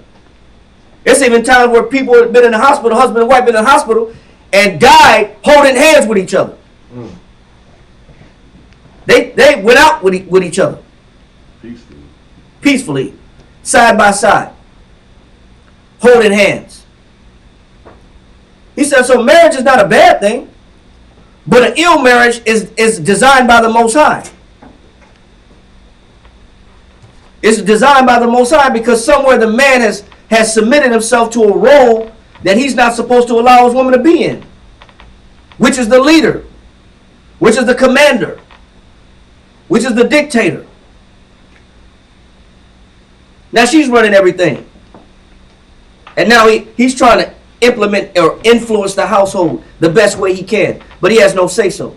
Neither does he have a leg to stand on because he don't maintain nothing. She's maintaining everything. So there's no say-so for this man in that matter of how the bills are going to get paid. There's no say-so in the matter of how the kids are going to be taken care of. Because he don't control nothing. Because if he's going to control it, then he needs to bear all the responsibility of it. And that's why it says, he that beginneth the wife, beginneth the what? Possession. And definition of possession. Anything valuable, possessed, or enjoyed. So if you enjoy a woman, if you enjoy a marriage, then you gotta look at it different. Another definition of possession. To take possession, to enter on, or to bring within one's power or occupancy. That means that if I'm in a marriage, then I gotta, from the jump, bring this relationship under my wing, under my authority, under my protection, under my occupancy, under my control. As a man, that's what a man's supposed to do. But understanding, still teaching his woman, not just being the boss hog of the household, but still teaching his woman that with knowledge and recognizing that she can't do what a man could do because she's the weaker vessel.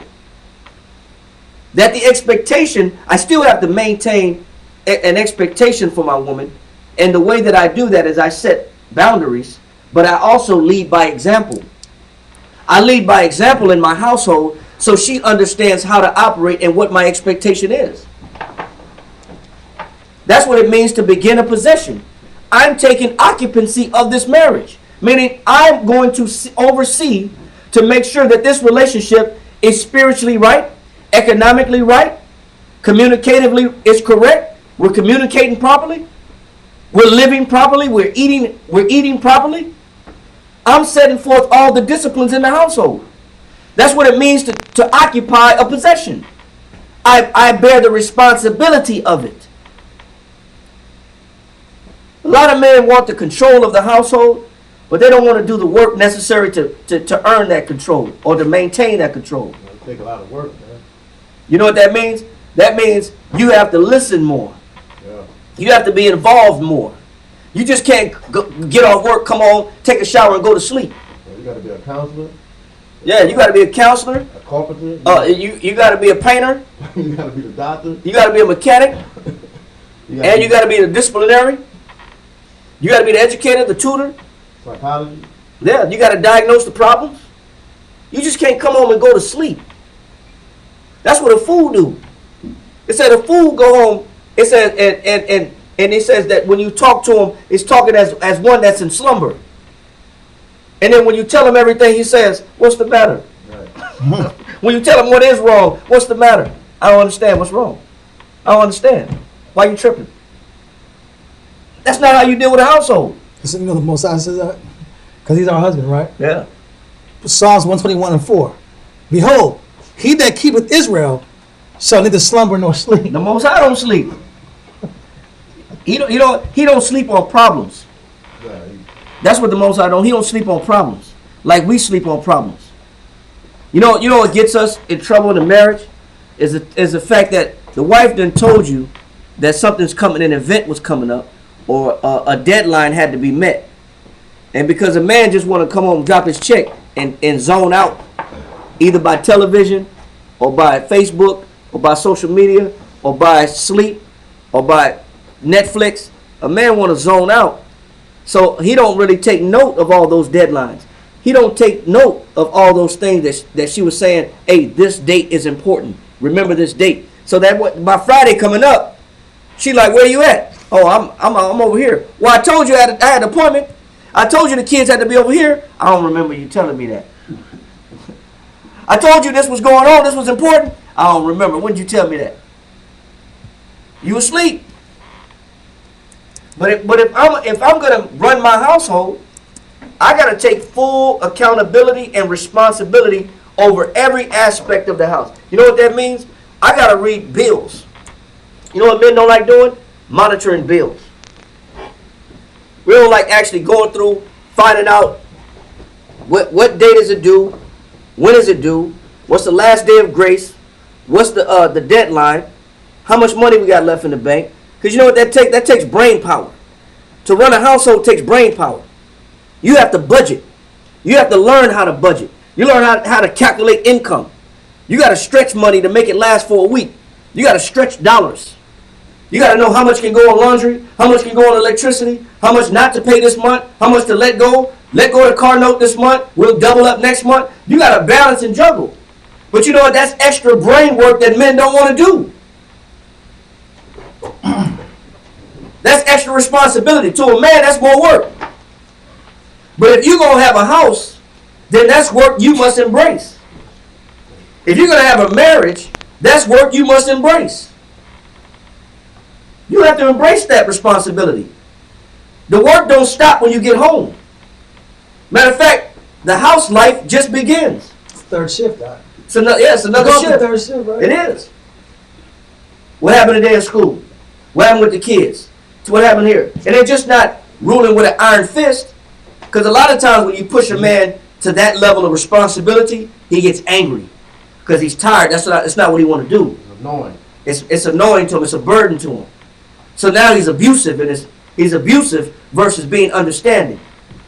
Now he's short-tempered versus being temperate. Now he's less likely to want to hear what happened. Now he just want to whoop everybody. Because you know what? Now if I got to be made uncomfortable, everybody in the house is going to be made uncomfortable. Now I'm going to be a lion in my house because I really don't feel like listening to all this crap. When I get home, I expect everything to be in order. That's false. As a man, you can't just go home and expect everything to just lay down and be in order. You have work to do at home. Your job begins at home. After you got off work. But I mean, because when I was growing up, if you did want to get beat up, that kitchen better be done, your homework better be done, it better be done right, because I know you know what you're doing. right. And you know what? A lot of that also, because we had selfish parents. And it was done. A lot of times we had selfish parents. And man, there's a scripture that I want. A lot of us had selfish parents, bro. Let me see if I can find the scripture. Oh my goodness. And our parents didn't want to be bothered with foolishness. Because then when they whoop you, they'll tell you, you know how tired I am? You know what I've been doing all day? No, a kid don't understand your job or the dynamic or nature. Or neither is he supposed to know how hard you worked that day or the labor that you put in. But we get whooped and being told and reminded, you know how many hours I've been put in for this? You know how tired I am right now? You getting on my nerves. So now parenting is looked at as a problem and a chore more than it is an honor. We weren't treated all the time as being looked at as an honor of being raised. We was looked at as, you know what, you slowing my life down. If you make a lot of noise, you messing up my TV show. You talking too loud, you messing up my sleep. I would say that, because I mean, she put in work. Yes. I mean, Yeah. it was the point to where, Yeah, go ahead. Go ahead. it was the point to where she got you up to speed to where you can do what you need to do. And True. after that, if it was something that you didn't know and she knew you didn't know it, then you probably made it. But if you knew she knew you knew it, then that's when you got either or both. Yeah, but you know what? A lot of times, to be honest, I'll look at my mother. My mother was a single mother raising 5 kids. Huh. She worked 2 jobs. Did she really want to talk when she got home? No. No. So it was more so, if things wasn't in order, and if y'all tore the house up, I'm just gonna whoop you. That's the only language I got time to do, because I really don't have time. I'm not taking away from what my mother did. I'm not taking away from that. But she wasn't She wasn't merciful coming home after working 2 jobs. I mean, but if you know better, if you know you ain't supposed to be in your mama's room jumping in the bed. A lot of time we say we know better. A lot of time they say, you know what you do. You know, but a kid, the scriptures say, foolishness is bound in the heart of a child. It's true. I mean, but you still know right from wrong. Yeah, I mean, because I knew but let me ask you this. supposed to be. Let me ask you I this. knew I was not supposed to be doing it. But have you? But I took it upon myself, knowing it was good. It could be consequences. You know, you took chances. You took a lot of chances. Knowing it was going to be consequences. But chances come with consequences. Chances and consequences. Exactly. I understand that, because I did the same thing. If you was told to be in by 9 o'clock, you didn't come home by 9. You got smashed. You got smashed. You got put on restriction. You wasn't going out. But a lot of times we was dealt with unmercifully because they were tired. You know how many times we've come home unmerciful? We don't even have to go as far as looking at our parents' generation. Look at us. You know how many times we come home being short when it comes to wanting to listen to bullcrap, or short telling our woman, hurry up and get to the point. Hurry up and get to the point. I understand you want to talk. I just got home. I'm tired. I want to eat. I've been doing this. Can you get to the point? How many times we don't want to hear give me the short version of what you're trying to get at.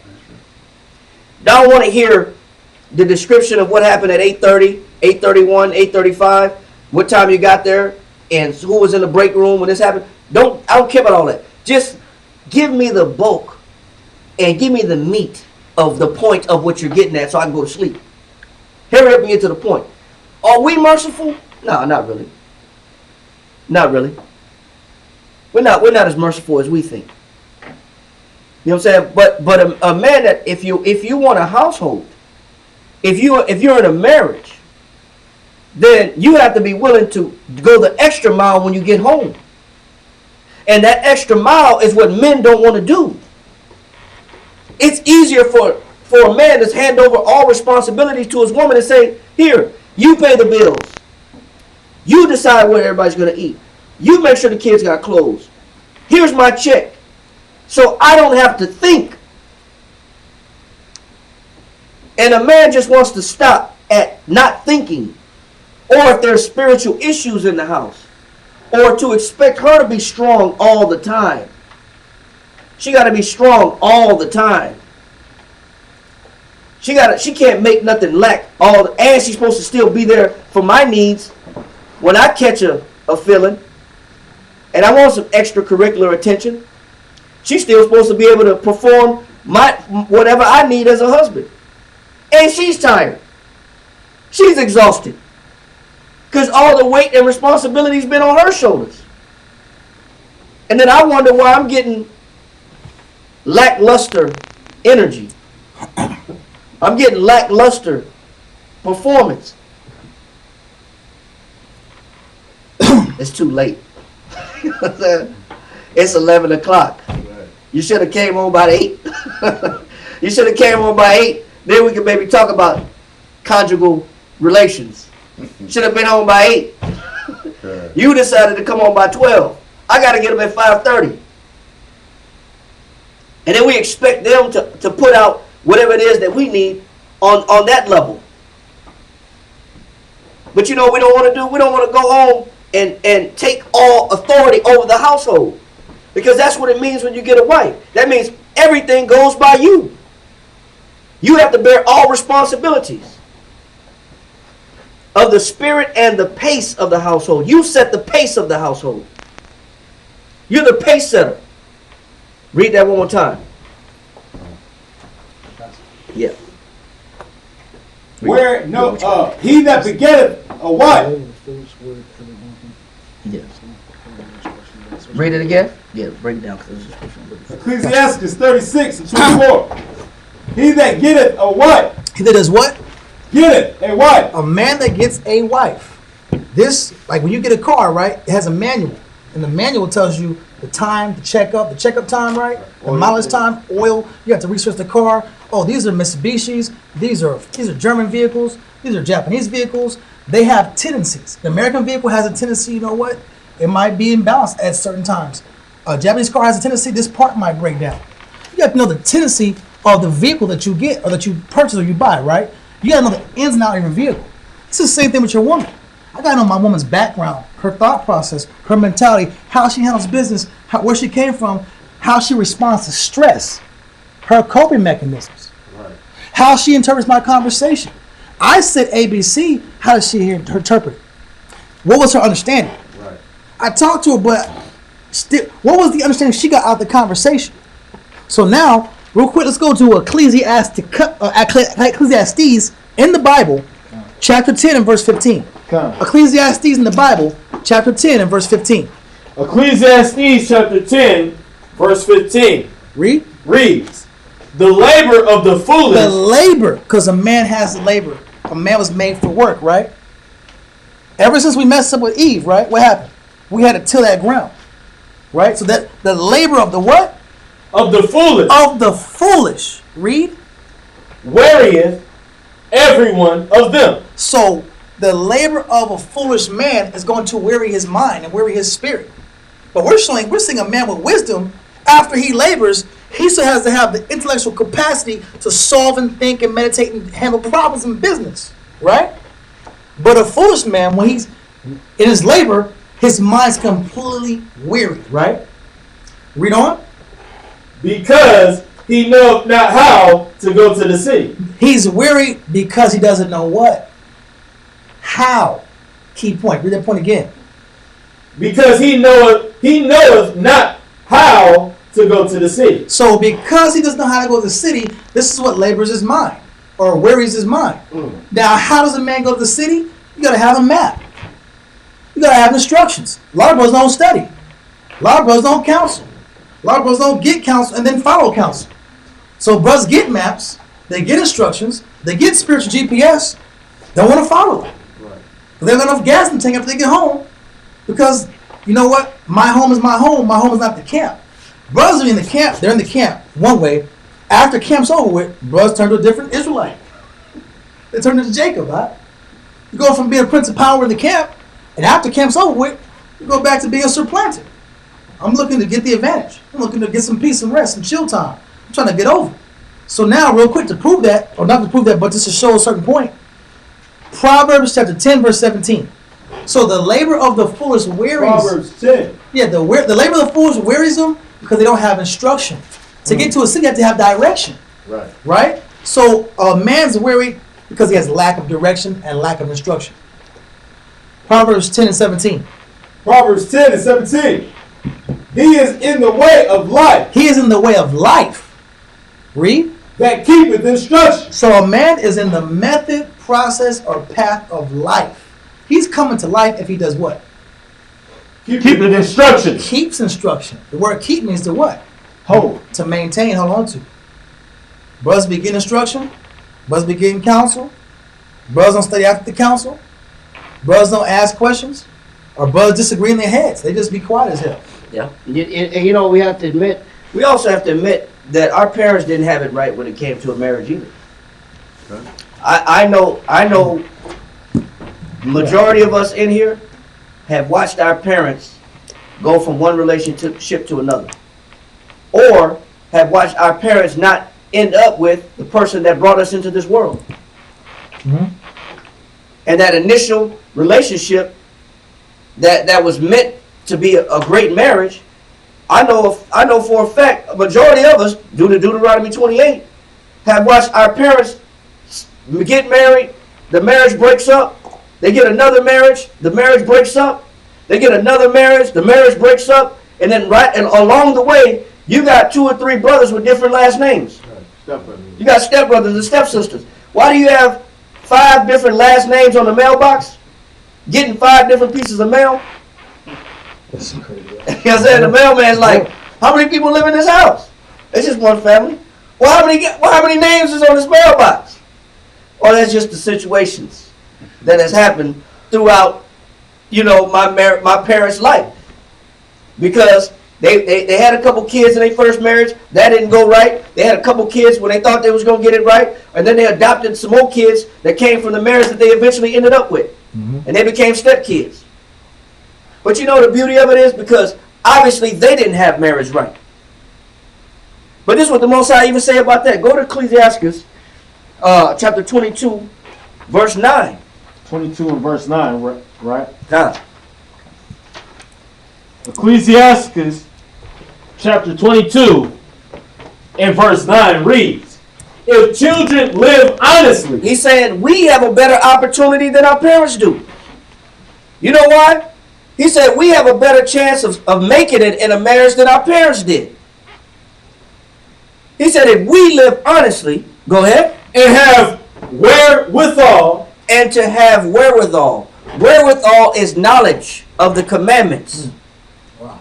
The reason why our chances of having a better marriage is better than our parents, he says if the children live honestly and the children have wherewithal, meaning they have knowledge and understanding of the commandments. They're familiar with the commandments. Read on. They shall cover the baseness of their parents. He says they shall cover the what? Baseness of their parents. They shall cover the parents' mistakes. He said if the children live honestly and accumulate knowledge and understanding, he says you can cover the baseness of your parents. You know what the baseness of your parents is? All of them. Go ahead. No, go ahead. I want you to say it. 'Cause I was going to say based on, breaking the curses, basically. Right.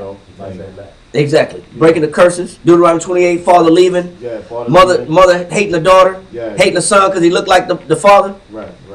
And what was you going to say? The things that they lack. Yes, the things that your parents lack. That they couldn't teach. The things that you missed from what a marriage should look like. He said if the children live honestly, and if the children accumulate knowledge and understanding, they have an opportunity to correct the mistakes of their parents. Baseness, by definition. Bastardly. Wow. Illegitimacy of birth. Strong. The quality of being little comparative value. You know what? A lot of the examples that our parents left us to inherit were wrong. A lot of us caught the wrong example of what a marriage should be. A lot of us got the wrong example of love.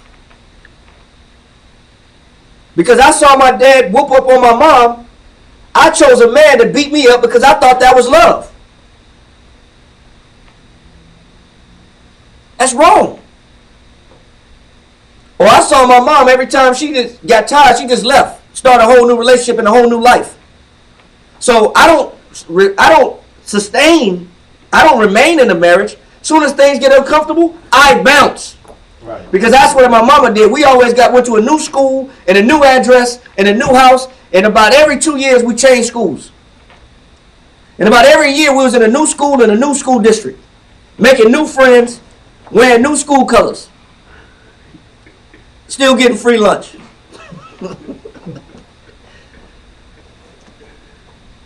But he said the baseness, if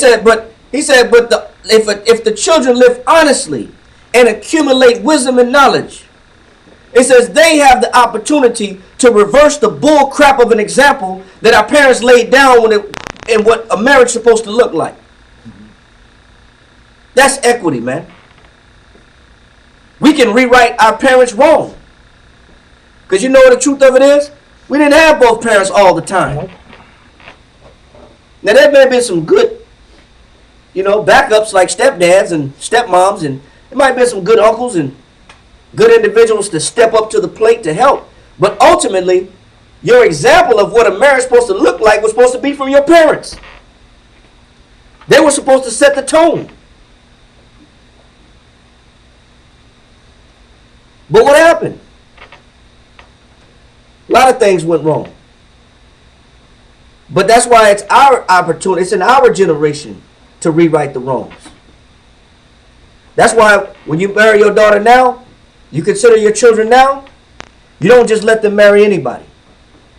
And then you give them to a man of understanding. You don't want to keep the same cycle of destructive, broken marriages and broken homes going. You don't want to keep that cycle going. That's confusion. That goes against every reason and purpose the Most High put a man and a woman together. Now instead of love, there's hate. Because it was built wrong. Go back to where we at in Ecclesiastes 36 and 24. Ecclesiastes 36 and 24. He that getteth a wife beginneth a possession. That's why when you get a chance to start a marriage, you gotta start from the jump. Take authority and decision-making ability over the home, and responsibility and accountability of the organization and the structure of the home. The responsibility of the home, particularly in the nourishment of the home. The nourishment and the growth of the home. Read on. A help like unto himself. Because when you do get a woman and you train it and you train her right, man, you just cloned yourself. You just duplicated yourself. You just made a twin. You just made a twin and you just made yourself more powerful. You just duplicated and doubled your strength. When you got a woman that knows how to think like you do. That's valuable, man. Mm-hmm. That's priceless. Can't put a price on that. That's the way a marriage is supposed to be. Read on. And a pillar of rest. And you got a what? A pillar of rest. No, you don't go home and try to sleep in the closet. A pillar of rest. You ain't trying to lay the seat back in the car and sleep in the car. A pillar of rest. You ain't trying to sleep on your homeboy's couch. A pillar of rest. You don't mind going home. A pillar of rest. Because at home you can do what? Rest. You can rest because you built it right. That's when you can go home and rest. But you know what it takes to build a household that sustains your ability to be comfortable there? It takes a lot of organization. It takes a lot of brain work. It takes a lot of patience. It takes a lot of mercy. It takes a lot of long nights. It takes a lot of discipline. It takes a lot of listening to everybody's situation. I can't be asleep at every time somebody's telling me something or talking to me.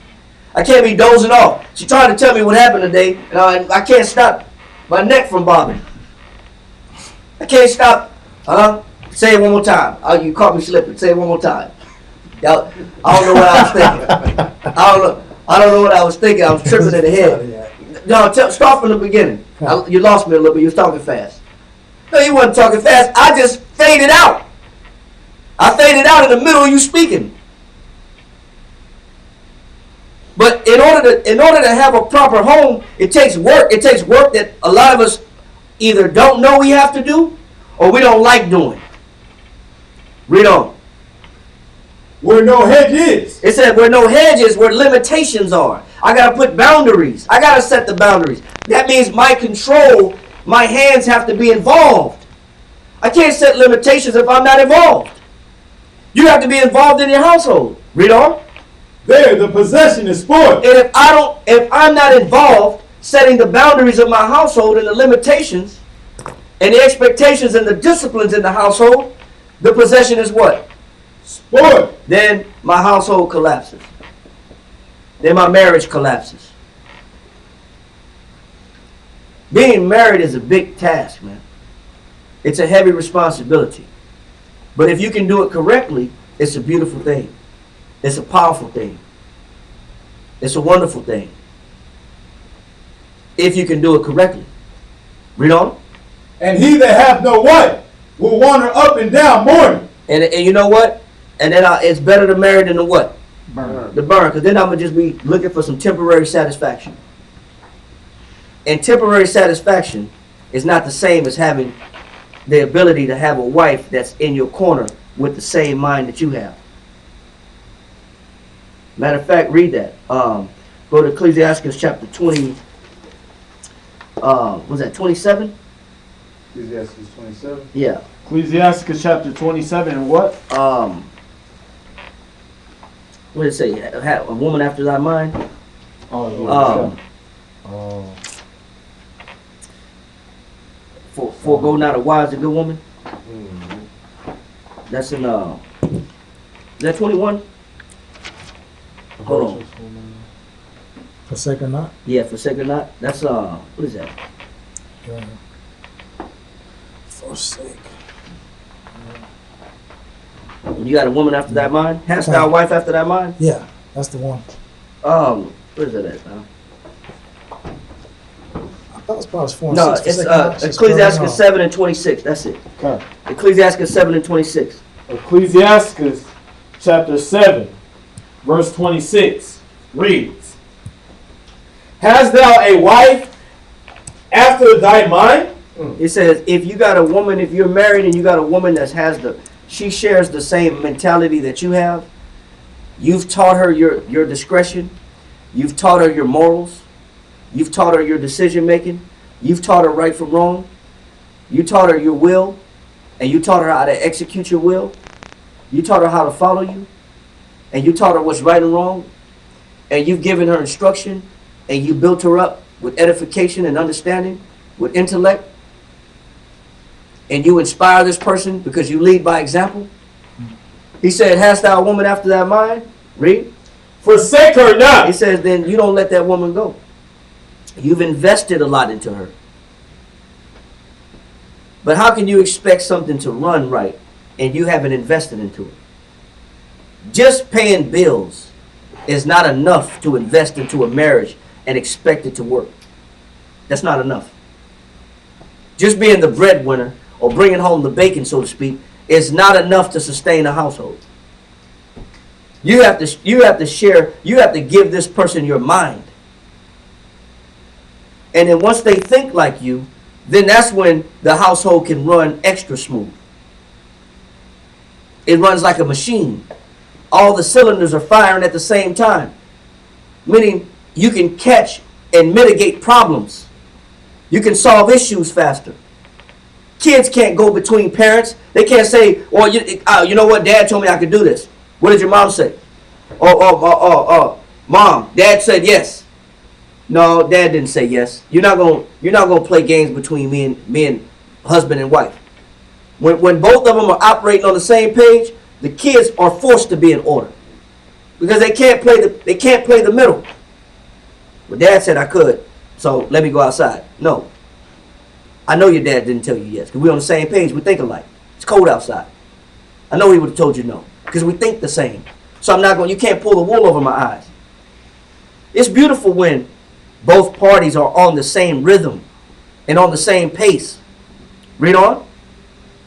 But give not thyself over to a light woman. A light woman is what? A woman that don't want to learn you. A woman that's not serious about the relationship. She's not serious about your relationship with the Most High. Because light, by definition, one of the definitions of light is somebody that's not serious. She's not serious about change. She's not serious about your relationship with the Most High and her salvation. But when you got a good one, you got to keep her. Read verse 19. Verse 19. Forego not a wise and good woman. And if you got a woman that's willing to be built up, and she's willing to follow, she's willing to be obedient, and she's willing to let you take control of the household and be responsible, and if you make a mistake, she don't smash you for it. She don't mock you because you make mistakes, but she's patient with your mistakes, because when a man runs a household, he's going to make mistakes. But that's not a deal breaker because he made mistakes. It's not a deal breaker. But when the man makes mistakes, you know what? She's still willing to be obedient and follow. He said, forego not a what? Wise and good woman. Go ahead. For her grace is above gold. It says for her what? Grace is above gold. Read that definition right there. That's beautiful. Light.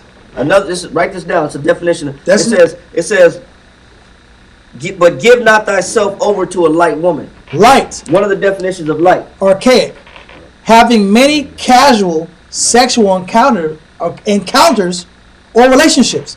Having many casual sexual encounters or relationships. Let's read that again. I'm gonna read the scripture. Ecclesiastes 7:26. Hast thou a wife after thy mind? Forsake her not, but give not thyself over to a light woman.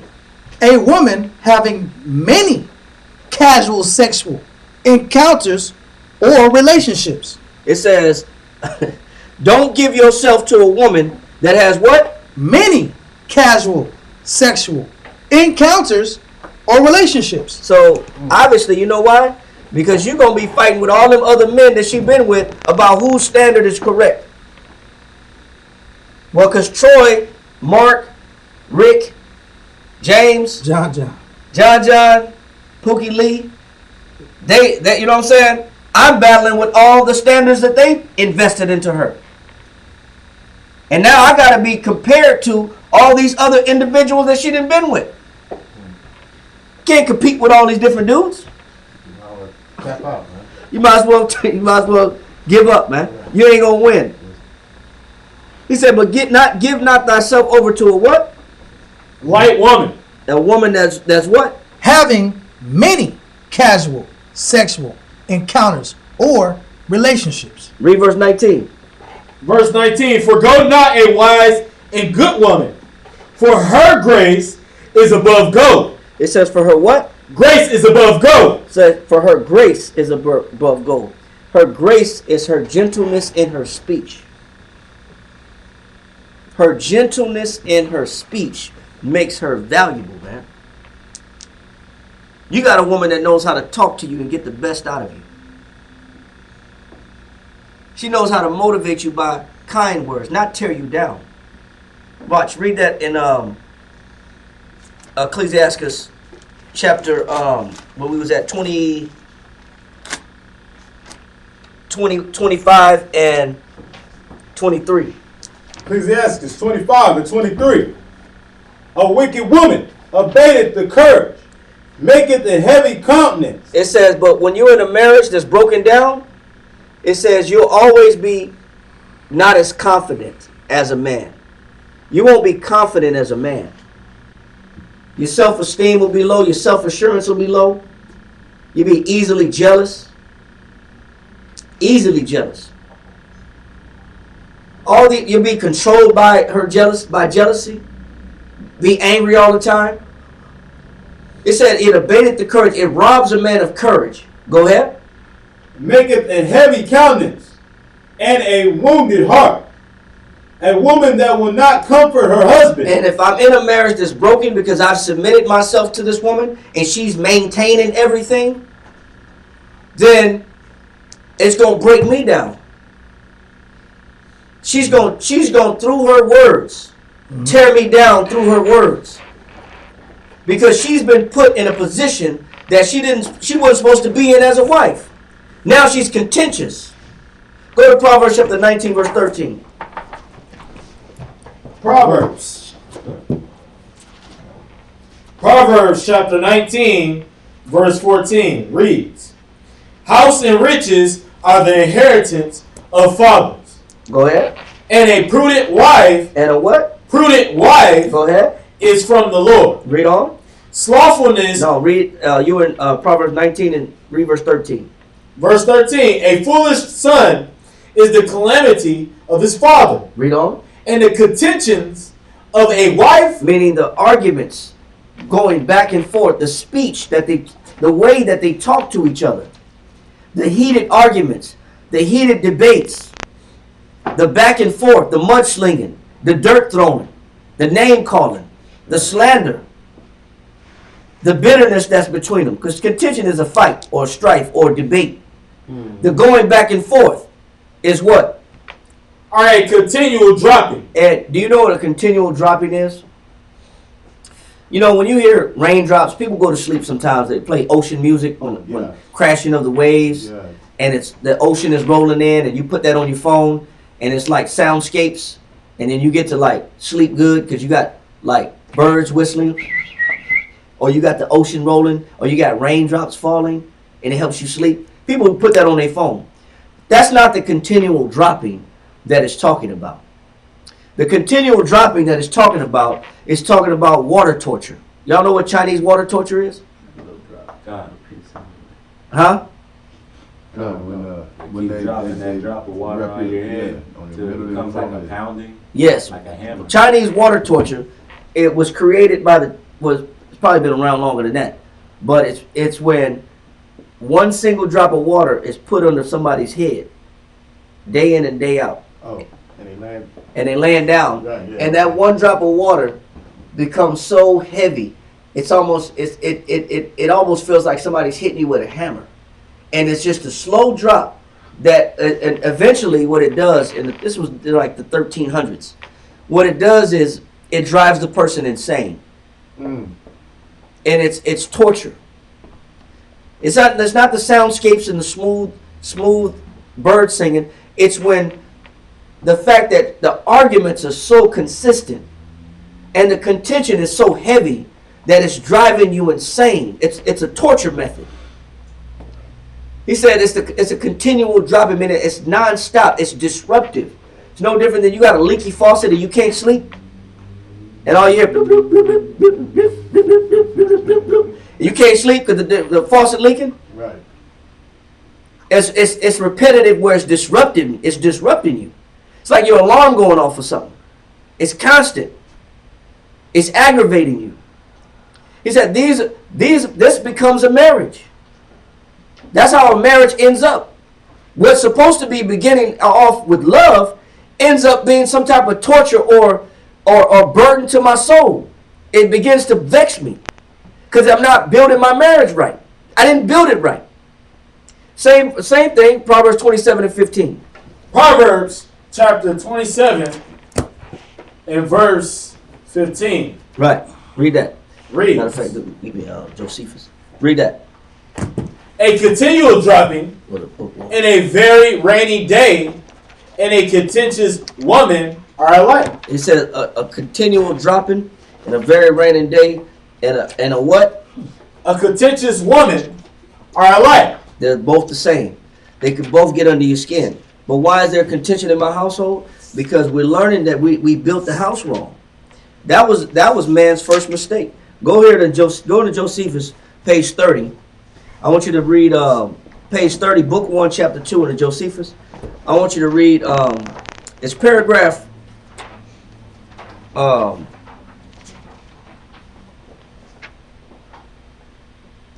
paragraph 4. Hold on. Page 30. Give me 30, paragraph 4, and get it sentence 48 and 49. Page 30? Yeah, page 30. It's sentence 48 and 49. Read that. However, Adam excused his sin and entreated the Most High not to be angry at him. So it's telling you that when Adam sinned, he begged the Most High not to be angry with him. Go ahead. And laid the blame of what was done upon his wife. And he laid his disobedience to the Most High on who? His wife. That's what a lot of men do. A lot of men blame the fact that the relationship is broken on their woman. But they never look at the fact that how did I build this relationship? How did I build it? Did I implement the discipline? Was I responsible for it? Did I take it as a responsibility? Did I oversee the functionality of the household? Did I want to do the extra work necessary to be looked at as the man in charge of the household? Right. We want to. It's easy to blame the woman, but a lot of us don't want to look at ourselves. It's really like blaming the Most High. Like, it's the woman you gave me. It is blaming the Most High. It's your fault. You gave me this You woman. gave me this woman. Right. You did this to me. Right. But read on. Good point. Go ahead. And said that he was deceived by her. He said I was what? Deceived by her. That woman messed me up, man. But we don't look at the fact that somewhere in my life I submitted myself to this woman. I built it wrong. It was built wrong. Read. And this became an offender. And I became an offender because this woman deceived me. Read on. While she again accused the serpent. And she blamed the snake, the serpent, which was a man, not a snake. Go ahead. But the Most High allotted him punishment. He said, but the Most High said, no, I'm going to still punish you. Why? Because he weakly submitted. Stop. Because he what? Weakly submitted. Because he did what? Weakly submitted. Why did the Most High still punish Adam? Because he weakly submitted. He weakly submitted to who? To the counsel of his wife. He weakly submitted to the counsel of his wife. The Most High gave Adam instruction and Eve instruction, but Adam followed Eve's instruction. He weakly submitted to it, to the counsel of his wife. That means that that Eve's counsel was stronger to Adam than the Most High's counsel. And when that happens, the Most High departs from you. To prove that, go to Judges. Go to Judges, chapter 16, and read verse 15. Judges chapter 16, verse what? 15.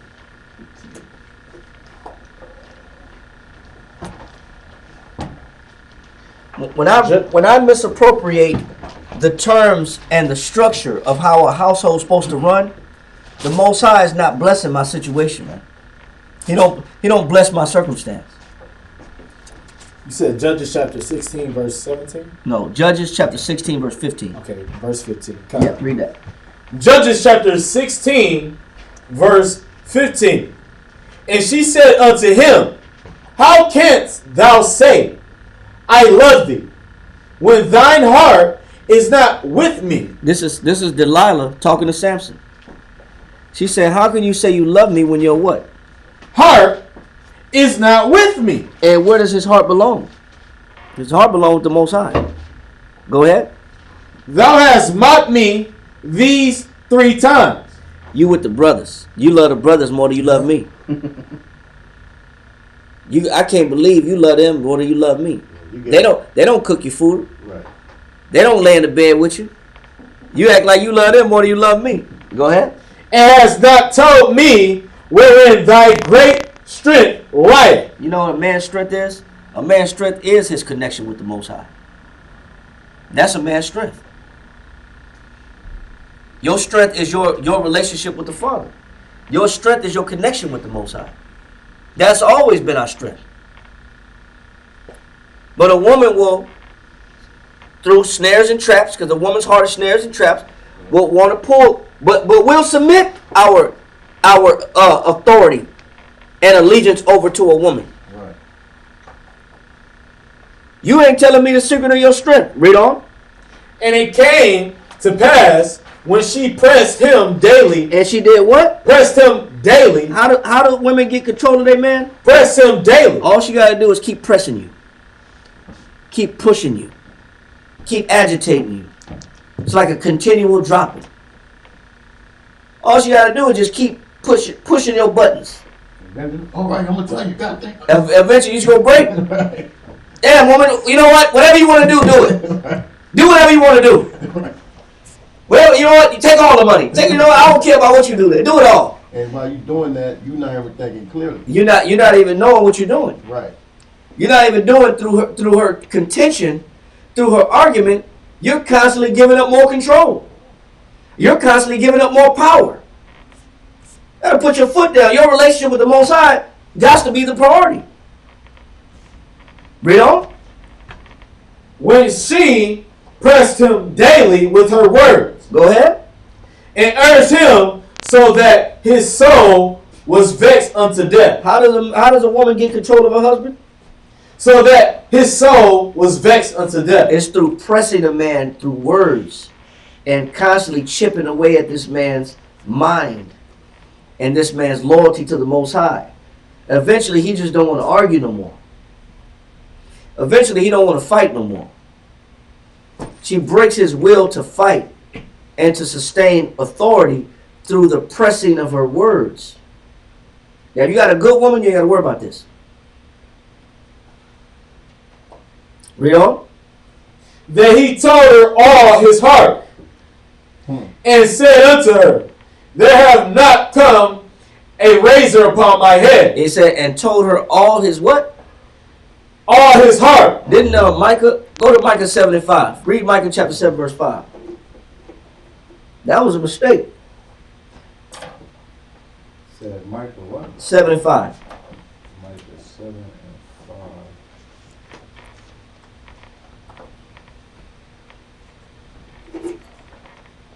Read that. Micah 7:5. Read. Trust ye not in a friend. Put ye not confidence in a God. Keep the doors of thy mouth from her that lieth in thy bosom. You know what? When you keep submitting your control over to your woman by telling your woman everything, eventually you're gonna be asking for permission. A lot of times, a woman don't need to know everything, but when you're just submitting all information to a woman, she really don't even want to hear everything. Because you got to remember, she the weaker vessel. She's the weaker vessel. She can't handle it. it. Right? She's supposed to be leaning on you for strength. Right. But now you come on telling her all your sob stories. Right. And telling her why you weak. How you're weak. How you're supposed to be putting on the image that, you know what, I got this under control. I can't be panicky. I can't be more emotional than her. I can't be coming home complaining to my woman. If I come home complaining to her, it puts her in a position of having to be the psychologist. Now she got to be, you know what, baby, it's going to be okay. Now she got to be the one that, oh, baby, pick your spirit back up. Hey, you need to go to class. Hey, maybe you need to go with the brothers. Now she's motivating you. Right. You ain't supposed to come home complaining. That happens to men when they come home complaining. That the wrong spirit jump on their woman. Yeah. Because they can't handle all that. They're not supposed to be the one that listen to all your complaints. You're supposed to bring your complaints to brothers before you go home. But what happens when I come home and I'm just constantly just saying spilling my beans and my guts to my woman? I'm submitting power to this woman to diagnose my issues. The scripture says, don't let your left hand know what your right hand do it. And when I got issues, my real issues I'm supposed to take to men. I'm supposed to counsel with men. I'm not supposed to go home and dump all my problems on my woman. She can't handle that. Now it forces her to be the man. Read on. Then he told her all his heart, and said unto her, there have not come a razor upon my head, for I have been a Nazarite unto the Most High from my mother's womb. If I be shaven, Go ahead. then my strength will go from me, and I shall become weak, and be like any other man. Go ahead. And when Delilah saw that he had told her all his heart, It says when Delilah knew that, okay, this is this man telling me everything. Now I've pressed him so much and I've burdened him with my words and my contention through arguments. Now he's submitted himself to my will. Right. And she used it against him. To use it against him. She said once she knew this, read on. she sent and called for the lords of the Philistines, Yeah. saying, come up this once, for he have showed me all his heart. Call the police. Because she called. She showed me he didn't show me all his heart. Now he's weak. Why did the Most High get mad at Adam? Because he weakly submitted to his woman. What did the Most High do to Samson? Read on. Then the lords of the Philistines came up unto her, and brought money in their hand. And she made him sleep upon her knees. Read. And she called for a man, and she caused him to shave off the 7 locks of his head. Go ahead. And she began to afflict him, Go ahead. and his strength went from him. Go ahead. And she said, the Philistines be upon thee, Samson. And he awoke out of his sleep and said, I will go out as at other times before, and shake myself. And he wist not that the Lord was departed from him. He said he didn't know that the Most High was what? Departed from him. A lot of times I don't even know that I'm in a marriage and not realizing that the Most High has departed from me. Wow. Because I'm making too much of forcing my woman to be in a role she don't deserve to be in, and I'm giving all my strength over to my woman by forcing her to have to be in a leadership position. Now I take orders from her. Now I ask her for permission. Now I've subdued myself under her control, under her yoke. And I wonder why the Most High is not defending me. And I wonder why the Most High is not with me. Because he wants you to see that when you forsake the Most High, giving your strength to your woman, then he's going to set you up where your relationship fails. That's all the Most High is doing. And an example of this, and we're gonna cut it after this. Go back to Josephus. Go to page 411 in the Josephus. Let me see it real quick. 411. Con. Just said that his parents tell him not to get involved with Con. Yes, Miss Dorothy, yes, his parents did tell him not to get involved with that woman. You know what I'm saying? And even the first woman that he dealt with, before he even dealt with Delilah, he dealt with a harlot. And his parents didn't. She was actually the first woman he dealt with was a Philistine woman, and his parents told him don't deal with that Philistine woman, and he said go get her because I want to marry her anyway. You know what I'm saying? He was rebellious anyway from the jump. Well, good point, Sister Dorothy. Go to page 411 in the Josephus. I want you to start at chapter 7, paragraph 2.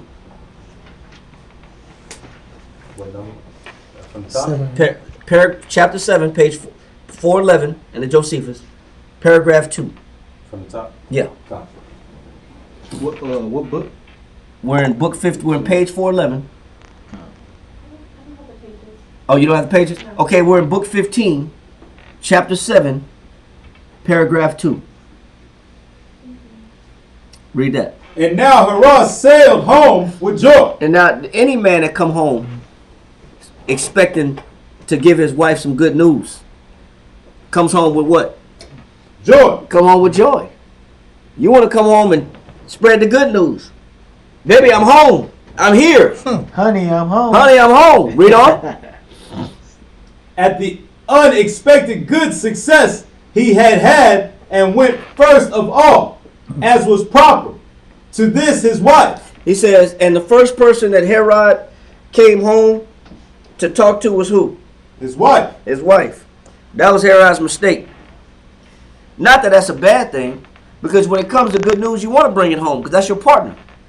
But not when you've lost respect for somebody's lost respect for you. What's good to you is not good to them. But read on. And told her and her own the good news as preferring her before the rest. And if he would have had some homies to tell the good news to, he could have celebrated the good news. But he said he came home and told her and her only. This it tells you that Herod had already submitted himself to who? His wife. To his wife. Because he was crazy in love with her. So he made it a habit to automatically come home and just tell her all the good news over anybody else. Read on. On account of his fondness for her. Read on. And the intimacy there had been between them, and saluted her. But so it happened that as he told her of the good success he had, she was so far from rejoicing at it. She said she was what? So far from rejoicing at it. That's why you can come home with all the good news you want. But if you're in a marriage where you don't have control and you submitted that control, and your woman's lost respect for you, your good news is looked at as just news. What you telling me for? Read on. That she rather was sorry for. She said, I feel sorry for you. I'm not excited with you. Read on. Nor was she able to conceal her resentment. Go ahead. But depending on her dignity. Because of where she came from, she was educated. She was educated by royal figures. So she had to say something. She couldn't be completely silent. Read on. And the nobility of her birth, in return for his salutations, she gave a groan. She gave a what? A groan. She said, look, baby, honey, I'm home. I got this good news. That's the kind of household he has. Read on. And declared evidently that she rather grieved than rejoiced at his success. She said, I'd rather cry. That's crazy. than to rejoice with you. That's how much respect this woman has lost for this man. Read on. God. And this till Herod was disturbed at her. And he says, and this till Herod was disturbed at her. Go ahead. As affording him not only marks of her suspicion, but evident signs of her dissatisfaction. This is what happens when you submit yourself to your woman. You expect your woman to be joyful when you have good news, but she's dissatisfied with you. That's an improper marriage, man. On a high level. Read on. This much troubled him to see that this surprising hatred of his wife to him was not concealed. She becomes bold. She becomes impudent. And she becomes full of wrath. Read on. But open. But what? But open. Go ahead. And he took this so ill, and yet was so unable to bear it, on account of the fondness he had for her. But because he had submitted himself to her, he went ahead and took all this disrespect. Because he had already submitted himself to this woman. Read on. That he could not continue long in any one mind, but sometimes was angry at her, and sometimes reconciled himself to her. Baby, you pissing me off. I'm mad at you. I'm angry at you. But I'm sorry. You get under my skin. But it's going to be okay. I can't stand you. But I love you. What you're reading about right now, you're watching an historical evidence of a love-hate relationship in 29 BC. Wow. I'm sorry. Yes, 29. Yes, 29 BC. This is an ancient historical record of a love-hate relationship 2,000 years ago. In 29 BC, people had love-hate relationships. That's what you're reading about. I can't stand her, but I can't leave her. Yeah. I hate her because I submitted myself to her, but I'm sorry. I want peace. Read that part again. Quick question, now. Yes, sir. Is it possible to not have a love and hate relationship? Yes, sir. Like without no hate? Yes, Con. Okay. Con. It is possible. Okay. It is. Very much so. But if I submit myself to my woman, this is the end result of my relationship. Read that part again.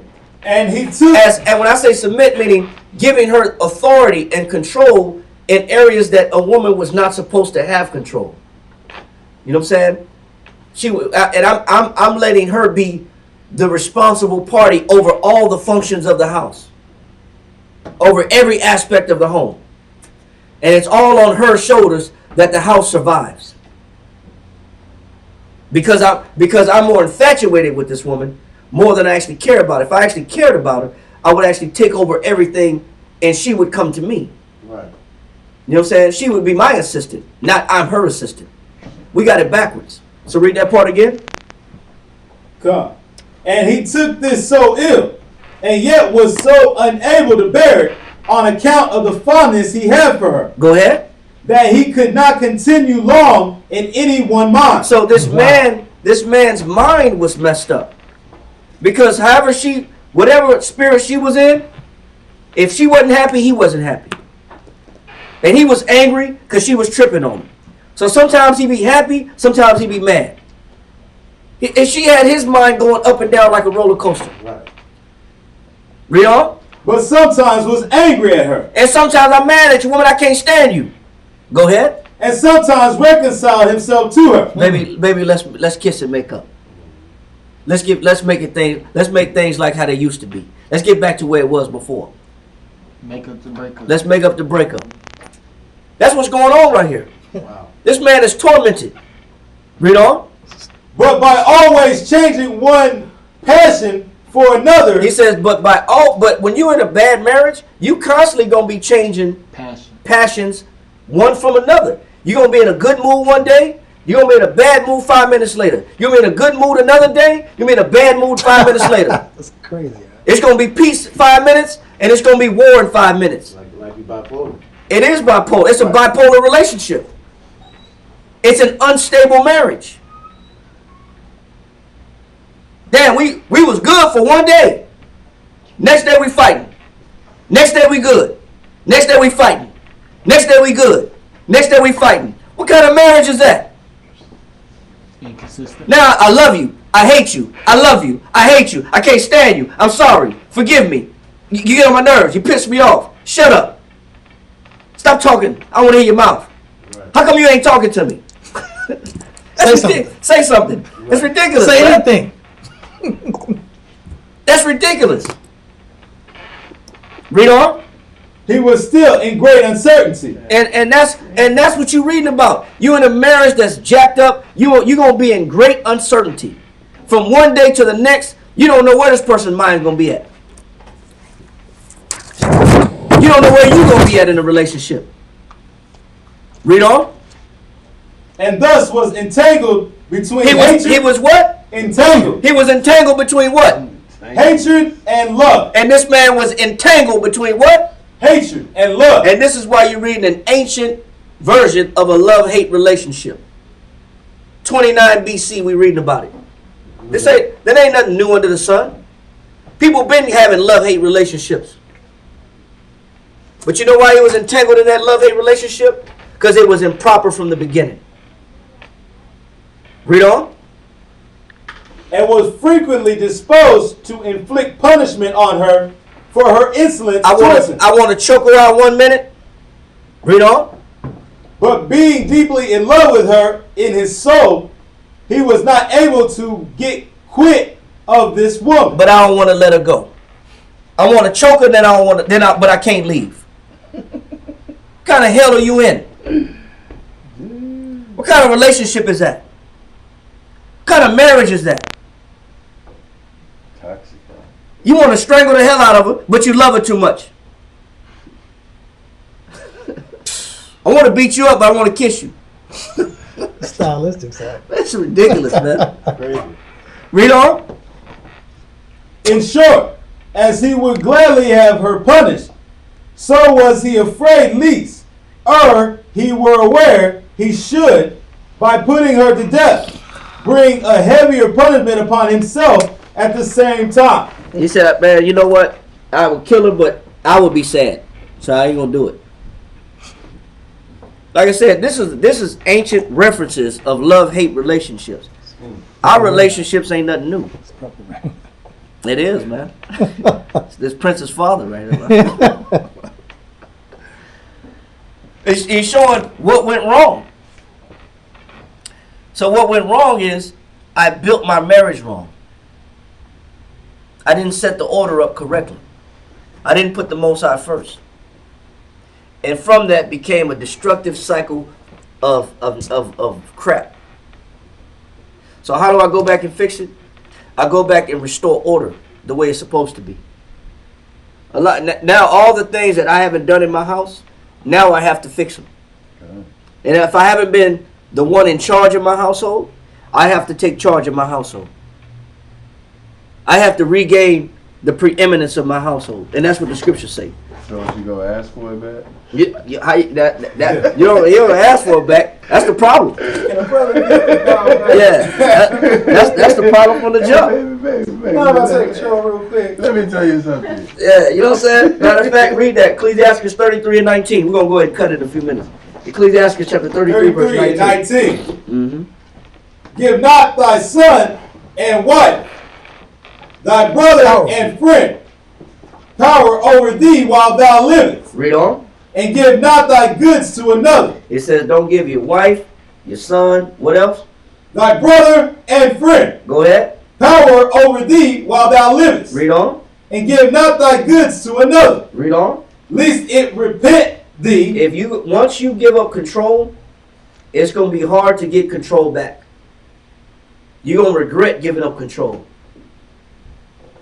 You're going to regret it. You're going to regret submitting to that woman. She was supposed to follow you as a helpmeet. and you were supposed to follow the Most High in Christ. You're gonna regret what you did. It's gonna be hard to get it back. You can get it back, but you got to fight for it. Now you got to become twice as responsible. You got to become twice as disciplined. You can't sleep when you get home. You got to work twice as hard. You can get it back. Read on. And thou entreat for the same again. And now you begging for control back. That's what he's saying. Once you give up control, you're going to have to beg to get it back. I'm leaving. Start over. Start over. That's why a lot of relationships start over. They lose control of it, and then they can't get it back. Then they bounce. Then they start over and do the same thing again. I go back into another relationship. I give up control. It goes wrong. It's built wrong. Then I leave it. I quit and I start over. It's a cycle. Read on. Good.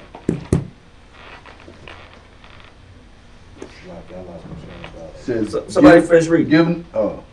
Give not thy son and wife, thy brother and friend, power over thee while thou livest. Go ahead. And give not thy goods to another, Read on. lest it repent thee. Lest it repent thee. Go ahead. And thou entreat for the same again. Now I'm begging for control back.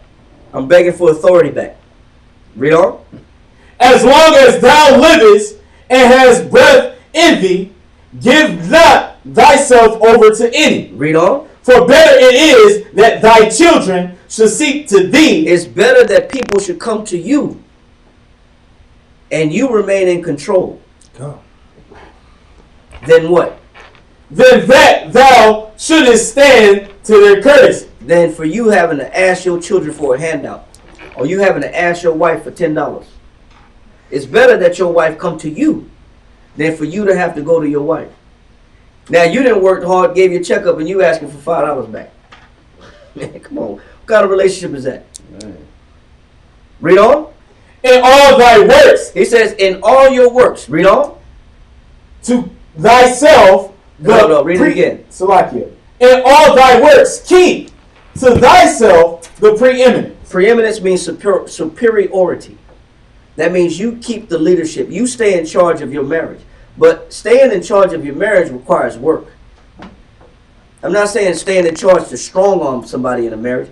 Staying in charge means that you have to be willing to oversee the business of the house. And that requires work. You have to do the work that's necessary in order to be the leader of the house. And that's how you sustain the respect from your wife. That's how you keep the respect of your children. Read on. Leave not a stain in thy honor. And that's how you don't leave no stain in your honor. And nobody can talk bad about you because you was responsible. One thing that nobody can say is you wasn't responsible. You did your duty. You did your job. Do it. Working and bringing home your check is not your job. That's not your only job. But you got to oversee all the functions and the responsibilities that are in the household. That's how you don't leave a stain in your honor. And that's how you don't have a love-hate relationship. That's how you not fall. You don't fall into that bracket of having to be tormented when I get home. Right. So with that, we're going to go ahead and say shalom. The water for listening. Shalom. The water for coming out. Shalom. Give me the beginning of that class. Who I did was that class? Like who was the? Just current events. Oh, okay. Yeah, that's just that's just what we deal with. See, I can relate to it. We all can. Yeah, man. We all can relate to that. We're gonna say shalom though. Shalom. Shalom.